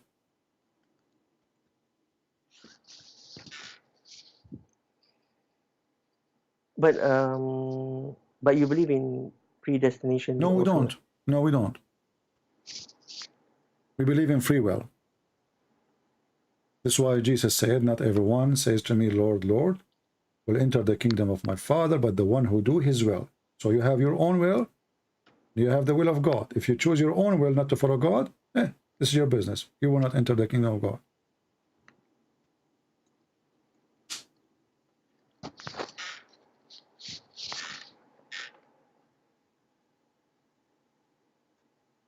So Islam, there is free choice, and I mean free will and no, there is no. As you see, I'm showing you now. I just showed you the child who might go to hell, even did not he commit sin. He did not commit sin yet. And now Adam, he is saying, you're going to blame me for the sin I did. Let me show you one more. And this one will make your religion so soft like hummus.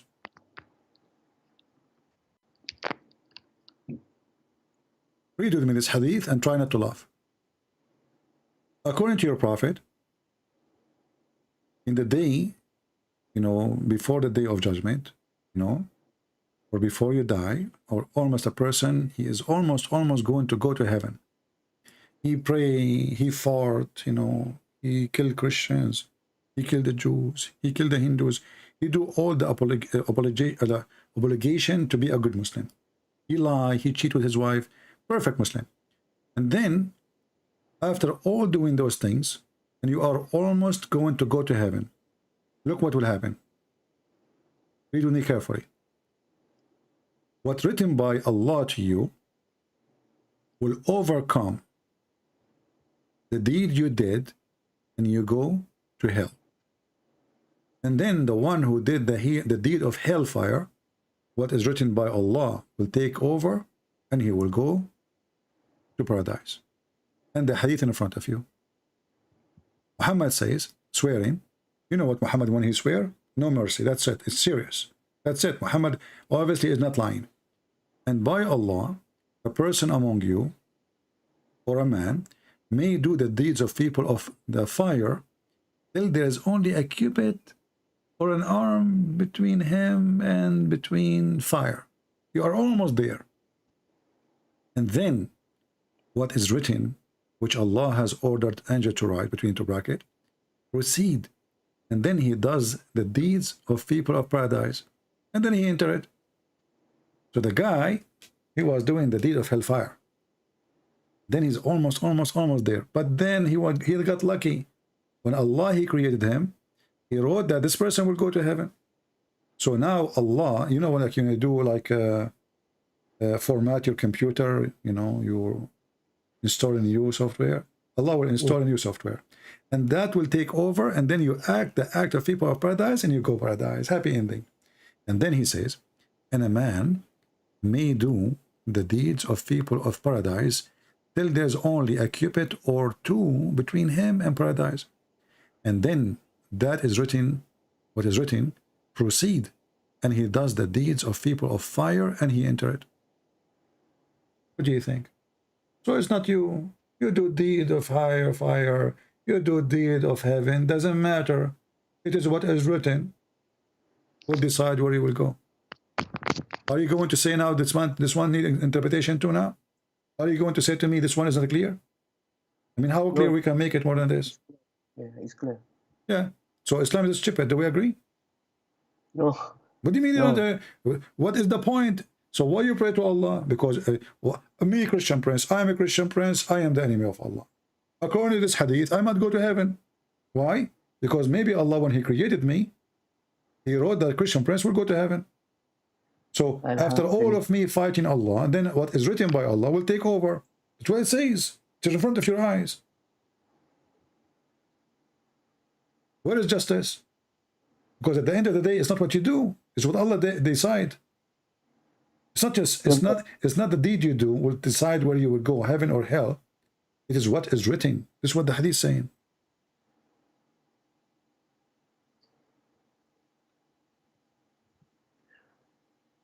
I mean, we strive our best to be.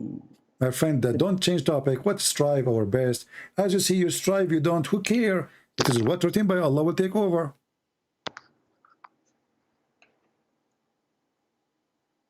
I mean, for how long you will keep denying it? It's in front of you.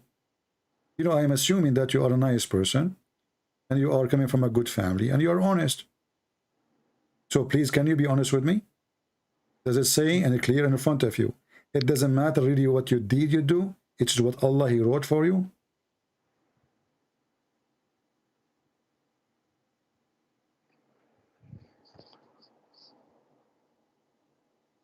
It's both.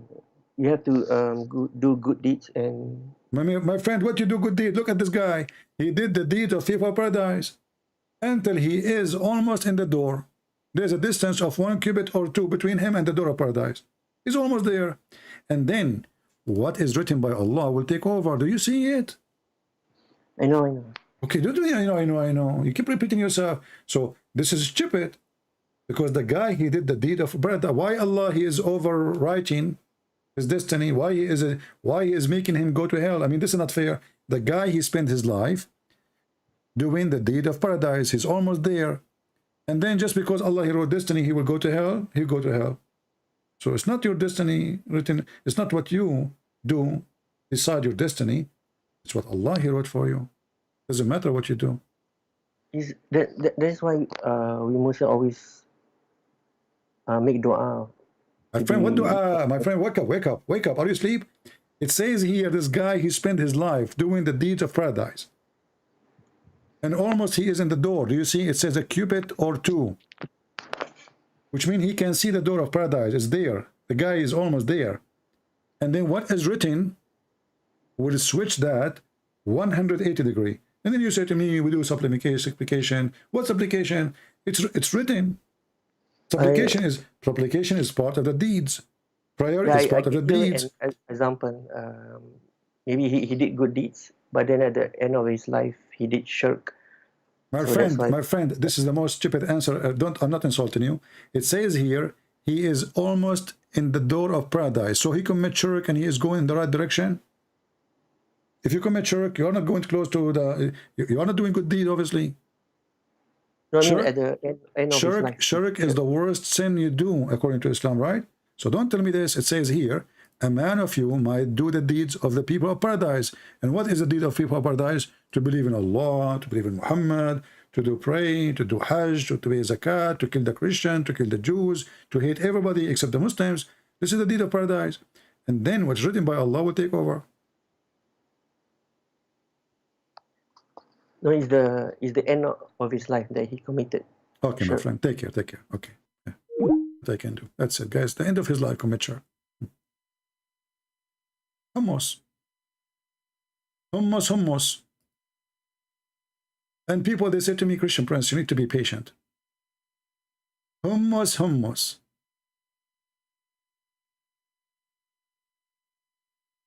By the way, if you like, you can subscribe to our Truth channel. This is the website of Trump. If you are a person who live in the state and maybe Canada, I'm not sure, you can, for a state, for sure you can join. It's called truthsocial.com, and you will see the address in the screen. And I want you people to do me a favor. Don't text me and say to me, can I talk to you? Especially in the private. If you are a Christian and you want to talk to me, specifically if you are a female, you text me to call me. If we say Christian can call and live on air. Anything else, I will block you. Are we clear? I hope so. So if you are living in the state and you like to join us in the website there, as you see the address, truthsocial.com/@ChristianPrince. This is an account I just created. So in the future, if something happens, something you wanna, like we lost our channel, as you see, they are harassing us. This is just additional way to get updated about where a Christian Prince to be found. All right.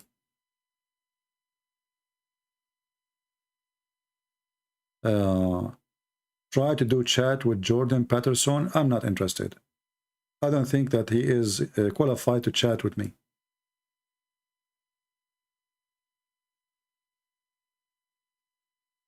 What is special about this guy? If he is smart, he will not even accept to join a conversation with someone like Mimi Hijab. What was the point of him joining Mimi Hijab except giving more publicity to the Muslims? Did he answer anything? Did he teach anything? Did he say anything useful? Those dummies is the one who made Islam famous.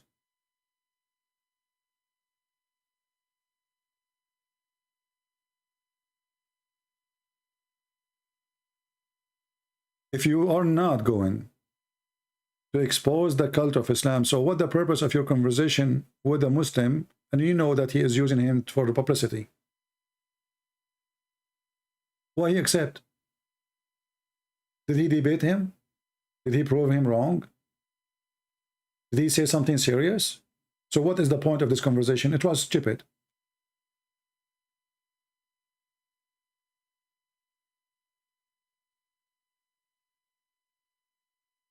To tell him the truth? He did not. Did he tell him the truth?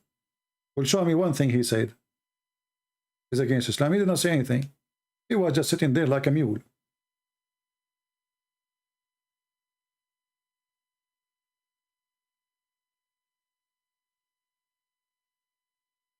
If you are not expert in the topic, then don't put your nose in it until you learn, and then you talk about it. Otherwise, you are just an idiot.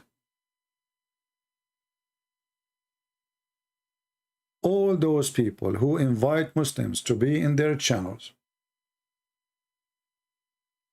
to have a conversation about Islam, and they do not know what Islam is about. They are giving the hand to the Muslims to be popular and to spread Islam, because it is one-way lie, and there's nobody doing fact check. You will see a priest. He invite a Muslim sheikh to teach your children how to pray to Allah in the church today. Those are the evil ones in the churches.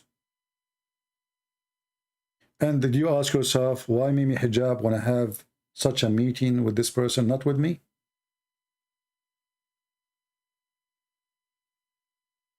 They line up to speak to the specific ones, for they will help them to get publicity. And this is the whole point. They will use you. They knew that there's no harm can come from your side. Like when this Mimi Hijab, he got Borat, you know, this Borat, this idiot. And we have them in the intro, right? Why he got Borat? He got Borat because simply he wanted to use him to fight Christianity. And at the same time, publicity. But with Borat, even though Borat is stupid, it did not go well. Borat, he said that even the Messiah is not the Messiah, so Muhammad is a liar. Borat, he says Jesus was crucified, so Muhammad is a liar. So even when they invited Borat, they invited him. I mean, this guy is an atheist. This is how low they are. They go to the point they are asking atheists to fight against people of Jesus. Can you believe it? This book was from other than God, they would have found in it many contradictions. If a book is without contradictions, that has no bearing on whether it comes from God or not. I've had phone books that are inerrant, but I certainly don't think God gave them. That we... See? And then this guy, he said to him, the Messiah, he thought he is the Messiah. He thought he is not the Messiah. He said that in front of him. Did even Mimi Hijab dare to say to him, what are you talking about? He is the Messiah. The prophet says so. He was sitting like a puppy. You think Jesus was crucified and that he really was dead and buried. He thought that he was a son of God in the sense that he was specially chosen by God. I think so. Jesus was killed. He was crucified. He was really dead and buried, is what he said. And he thought he is a son of God. So all the teaching of Islam is a lie. So they brought this guy to spread lies about Christianity. But even the foolish, they needed their help. He turned the table against them. So why you don't contact Jordan Peterson to educate him about Islam? I do not need to contact him. And I do not need to do a respectful thing. You guys are very silly. Who is this guy anyway? Why is he so important for you? If he is smart, he should not even go to an Islamic channel speak about something he do not know.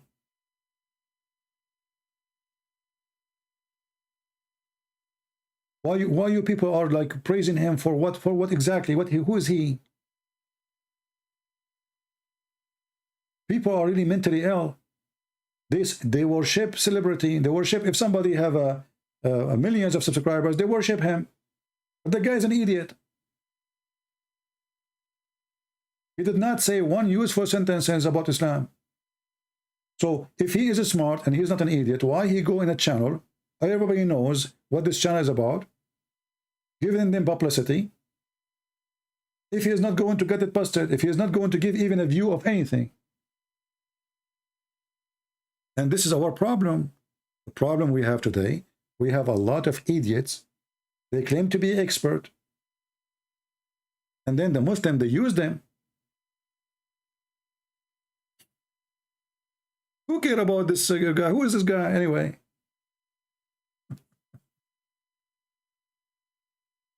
And if you do not know anything about Islam, why he's talking about Islam? And then, you know, it's embarrassment. He sounds like this guy who called me a second ago.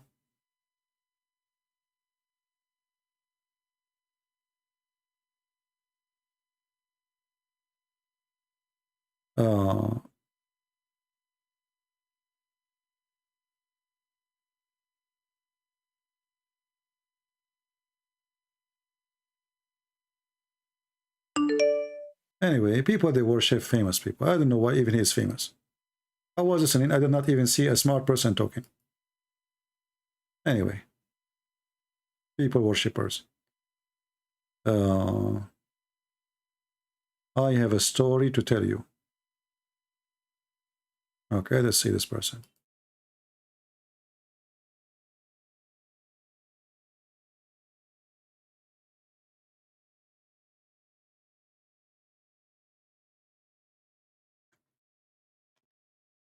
Yes, my friend, you are live on air. Speaker. I'm fine, my friend. Go ahead. Let me turn my. So you You can hear me? said you used to be a Muslim? No, well, I didn't really worship God in a way, you know. But did you become a Muslim, convert to Islam? What is the story? You said you have a story. Yes, I have a story. I was never Muslim. My family grew up as Jehovah's Witness. All right. Do you like me to put your camera on the screen, or you don't want your camera to show because your camera is on? Oh, sorry. No Okay. camera. Okay, turn it off then, please. Hold on. Let me see how to do that. Just a click and the camera sign is going to go. Okay, go ahead. Good. All right. Cool. Yeah. So my name is Lee. You know, and I'm from New York. Okay. So how to start this? I was living like a good life. You know, my parents grew up Jehovah's Witness. All right. And I didn't really believe in it, you know, because when it comes to like the memorial, what they call it, you know, it's like when you take the bread and the wine. Okay. When you go in the Jehovah Witness area in the Kingdom Hall, you just look at it. You don't take part in it. So with me, that didn't really sit well. So when I grew up, like I was like around 17, 18, I was like, you know what? I'm done with this. So my mom, my sisters, you know, they stopped talking to me. You know, they moved away to Connecticut while I was still living in Brooklyn, New York. Right. And I was living alone. I was homeless for a while. And it just, I feel bad talking about it because I feel like I'm betraying my mom, but I know it's not the truth. So I got into a little bit of trouble. You know, I did some things and I ended up in jail in Rikers Island for a while. And there I met, you know, I was surprised at how many Muslims were in jail. Yeah. You know, it was like so many, you know, it was about like 80% were Muslim. The rest were either they call themselves Catholic or Christian, or they didn't have no religion. They just put no denomination on their checker box, whatever. All right. So how can I put this? I did my thing. You know, I'm in jail now. I'm waiting to get bail. My bail was $150,000. My mom, she was trying to get the money. She was trying to sell her house to get the money and put up like what is it called? A percentage down to get me out. Right. But that took a while. So I was sitting there for about like 6, 7, 8 months. And all the time I'm seeing Muslims, and I'm in this dormitory because in Rikers, they have dormitories. They have cells, but most of it is dormitory when they have about like 50 or 60 people, and there's just like different beds next to each other. So I'm in one of these beds, and the rest is just people who are Muslim. So I'm like, why is there so many Muslim here?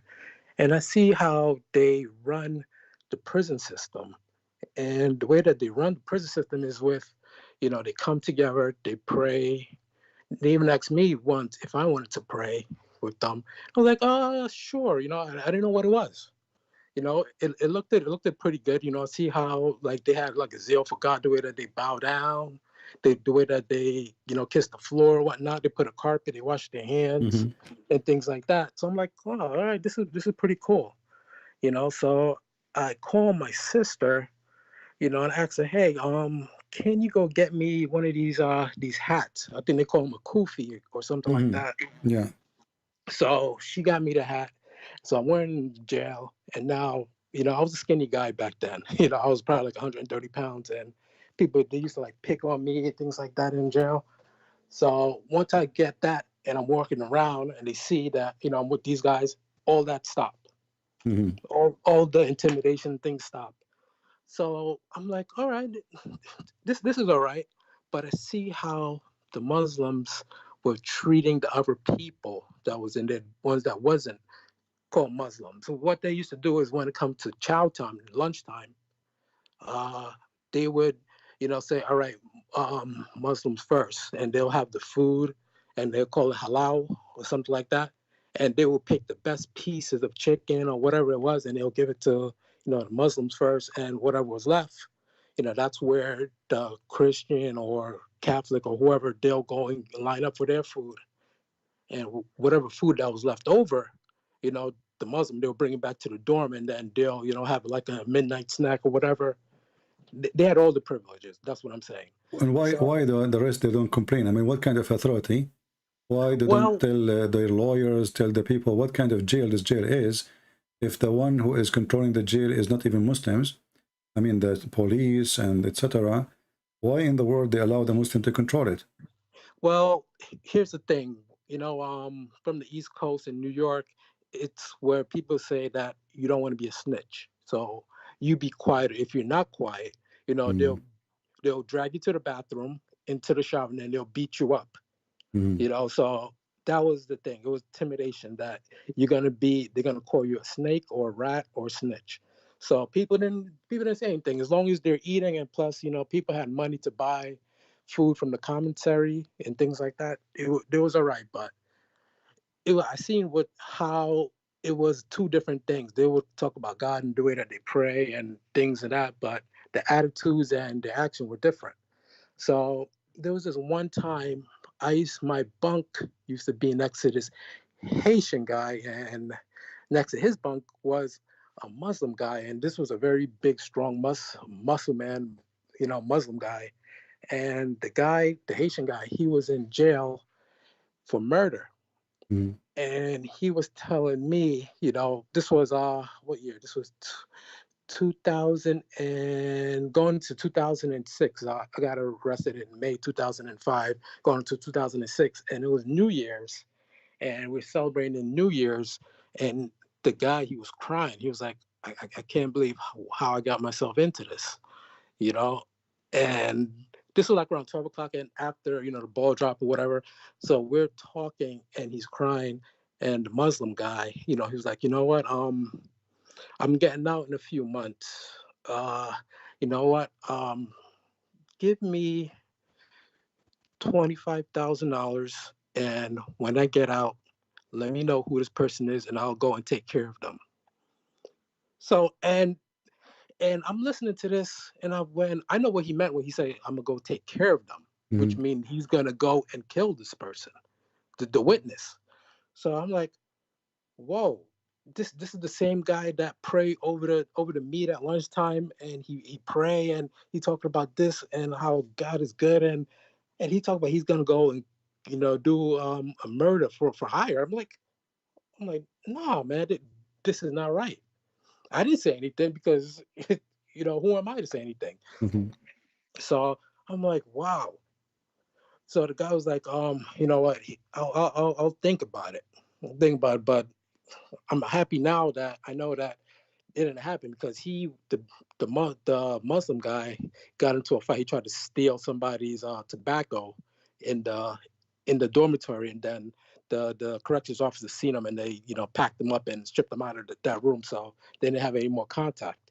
But from there, I got bail. My mother, she finally sold her house, and she got me the money to get out. And from there, I was like, you know what? This thing about Muslims, it just didn't sit well with me. Like, it just didn't. This is not God. Like, why would God would want somebody to do murder? And this the person that prays every day. Yeah, they use even the jail system, even though they are criminals.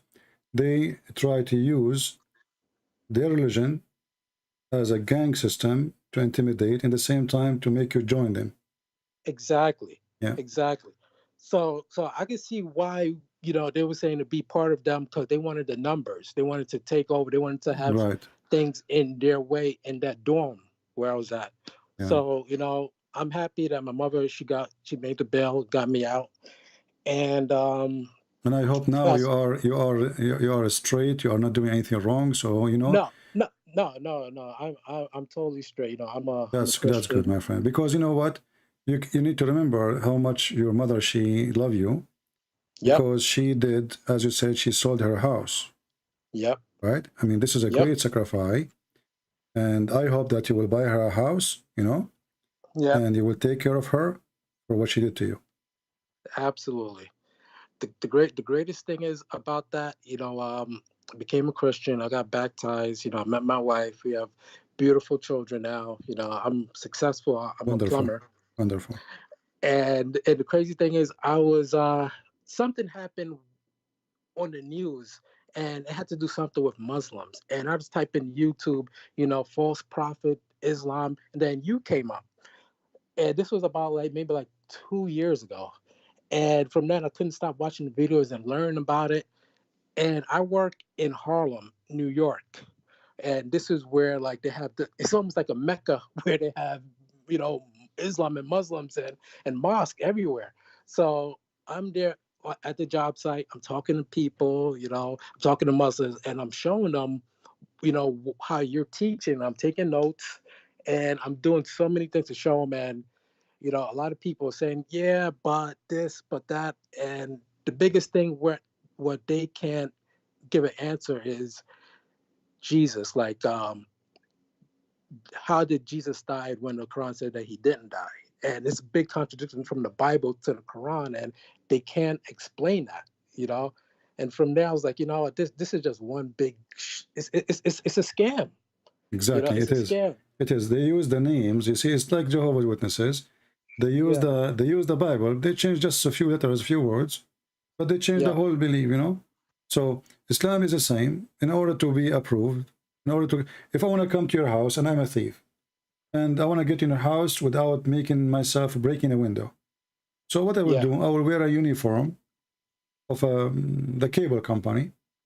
I knock at the door, and even I will hang a badge, and I will say, I'm from the cable company. You know, we are installing new cable. You know, to upgrade. You open the door for them, they get in, and this is exactly what Islam is. Muhammad, he needed a uniform. The uniform is Abraham.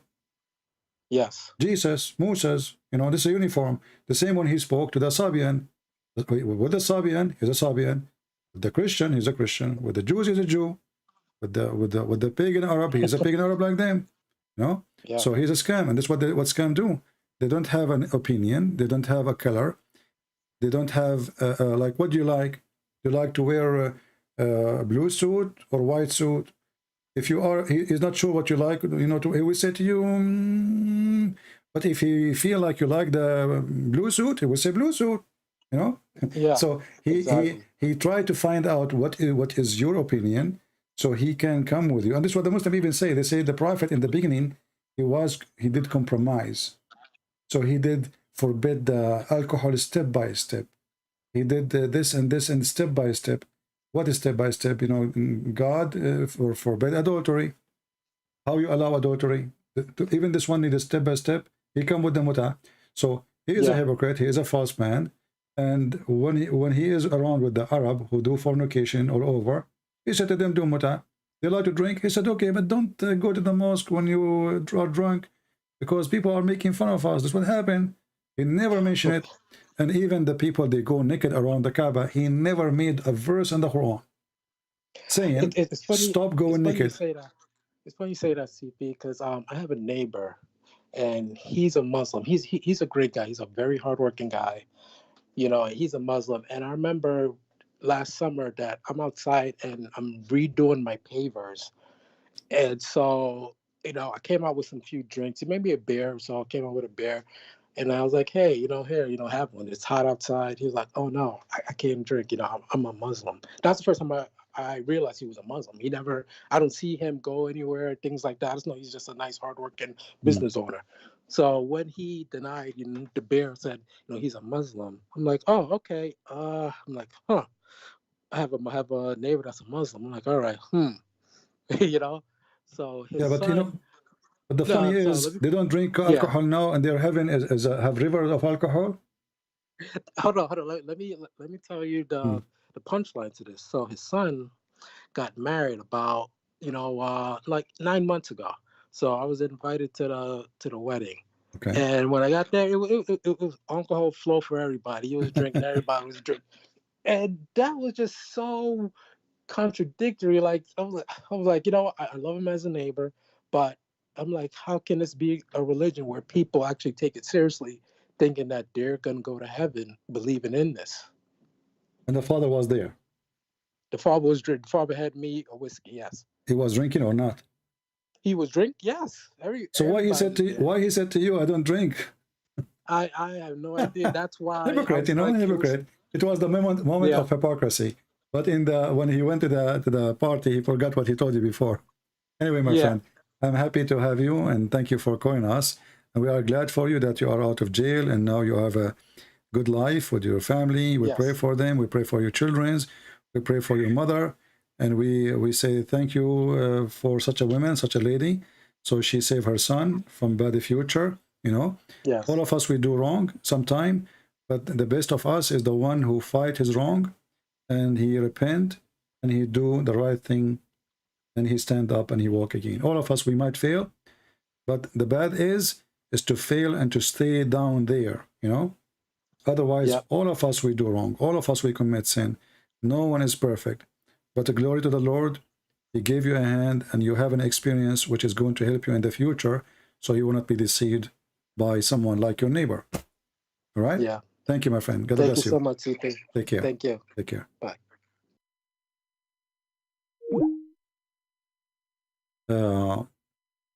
You know, you hear stories every day, and you learn. Life is a school, you know. Life is a school. There's a school you go to, and there's a school that come to you. That is life.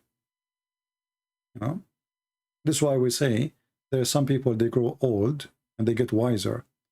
Not everybody get older and get wiser. Some people, they get be a teenage when they get old. Is somebody saying he want to talk to me one-to-one? I don't know, what does that mean? He means you want to go live? If you cannot talk live, my friend, I cannot talk to you.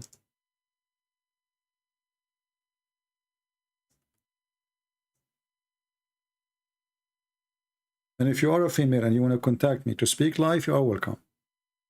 But if you want to talk to me one-to-one private, no. I see even males, I'm not talking to them, you know. They want to call me. If you have a secret you cannot share, then what the point?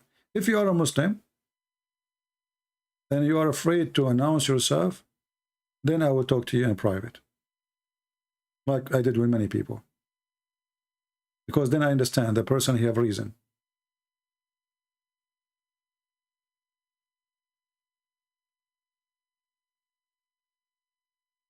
Any other one when I call? Well, I think we have enough for today. I hope you guys, you have a good time. And as you see, the Muslims, you know, you notice that the first Muslim was a pure liar, fabricator. The second one, he is a nice person, but he played dumb. Like each time the question became so embarrassing, what he play a fool. Like I do not know. It's a new trick. They play it from time to time in order to avoid answering something embarrassing. Right? Just to remind you, in the screen you see, I have a new account. This is a Trump website. In case you do not know, Trump, he have now his own social media. And it's called truthsocial.com. And this is my address there. You can search me and you can join me. And if you don't live in the state, well, don't worry about it. But at least, you know, it's just a way of communication. In case we lost communication somehow, as you know, they are harassing us. You know, Facebook against us, Twitter against us, YouTube against us. So there, at least those who they are in the state, they can go and check with the Christian Prince where he is now, and they can spread the news. It's just a way of communication, if you care. All right? So, and the link is down in the info. You can join us. And actually, I think for some reason, the number of people who they are joining is increasing fast. And I thought that this Trump website will not be really too much popular by now, you know. But look like it is. Let me see now.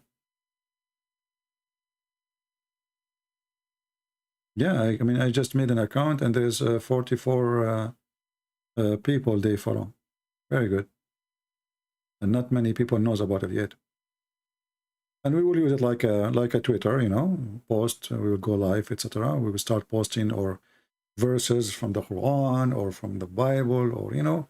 And I don't know if you can post the video there. I don't think so. Can you? Let's see.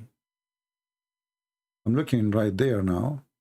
I don't see anywhere it says you can post a video. No, it says extend this post, copy this post, mute conversation. Mute, I don't know what that means. Here it says media. Maybe here in the media we can load some videos. Let us check out. It says no media, so I am assuming there is a way to upload something. I need to figure it out. You know, I did not. I just made the account there, and we need to figure it out. Likes. Okay. Alert. I have 15 alert.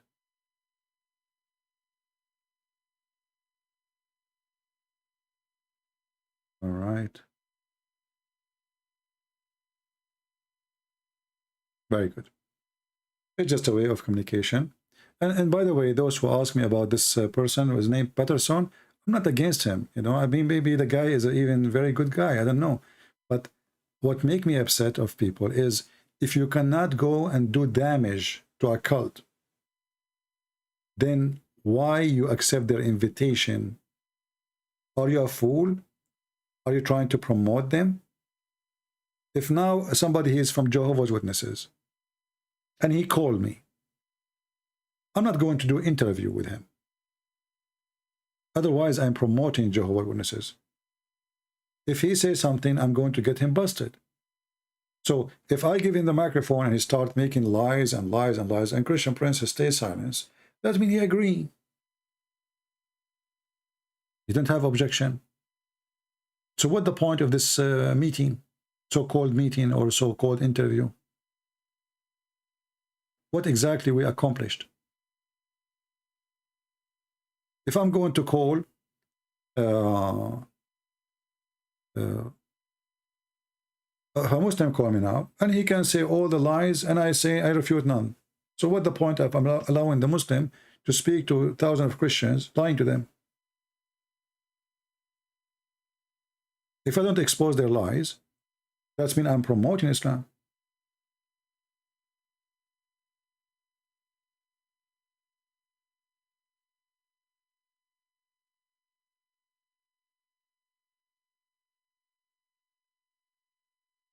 Okay, my friend, maybe you can, you know, check it out.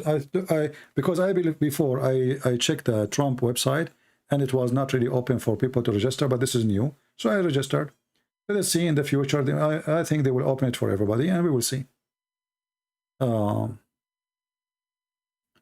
They mention someone from the Quran. They say peace be upon him. Well, you know, in the Quran, there is nowhere it says peace be upon him about Muhammad. The Quran says Sallallahu alayhi wasallam. Salah mean pray. Salah mean pray, not peace. But because it's an embarrassment to say that Allah, He ordered them to pray on Muhammad.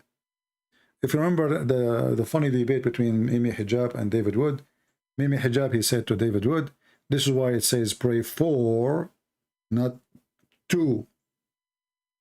Pray for, not to. So it's pray. So Allah, He pray for Muhammad?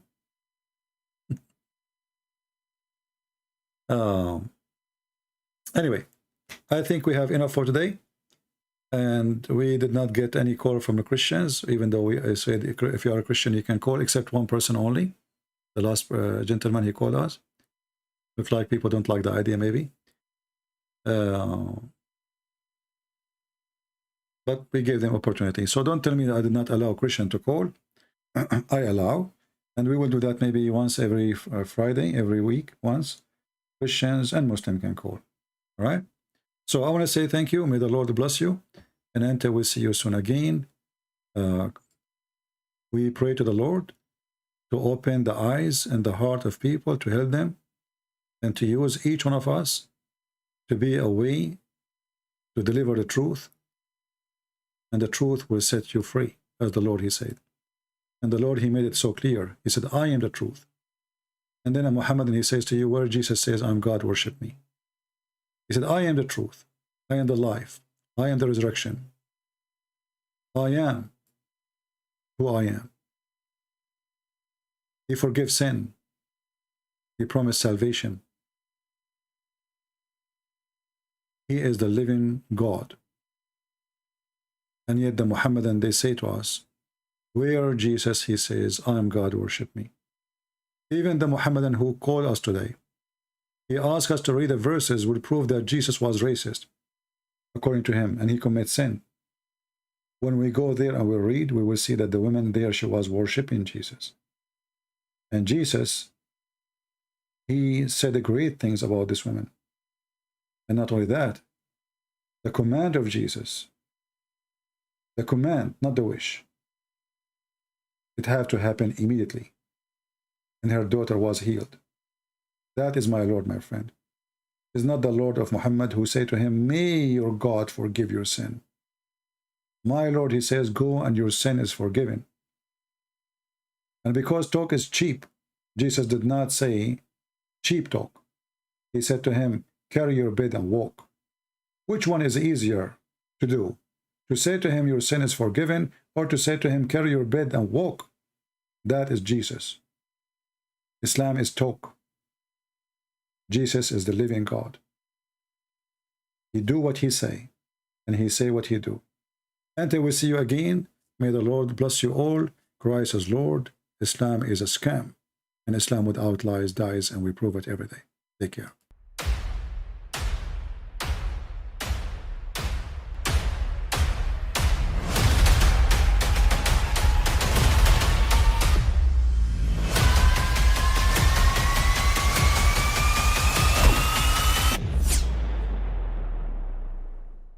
But I mean, again, he doesn't know who Gabriel is, right? Because he didn't come from an Abrahamic faith.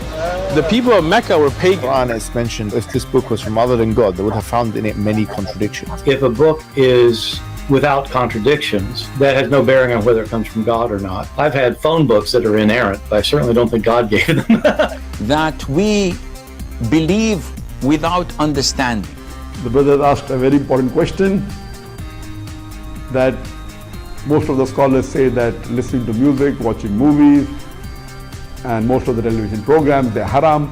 So how can we have fun? Let me tell you, brother, at the outset that having fun is permitted in Islam as long as the fun is halal fun. That the standard narrative has holes in it. The Prophet tells us because Satan or the devil sleeps over our nostrils. Those who oversleep and not pray Fajr on time, Satan urinates in their ears. I really do think Jesus was crucified and that he really was dead and buried. He thought that he was a son of God in the sense that he was specially chosen by God. I think Jesus really did think he was going to be the Messiah, the future king of Israel. I mean, that is, after all, why they crucified him.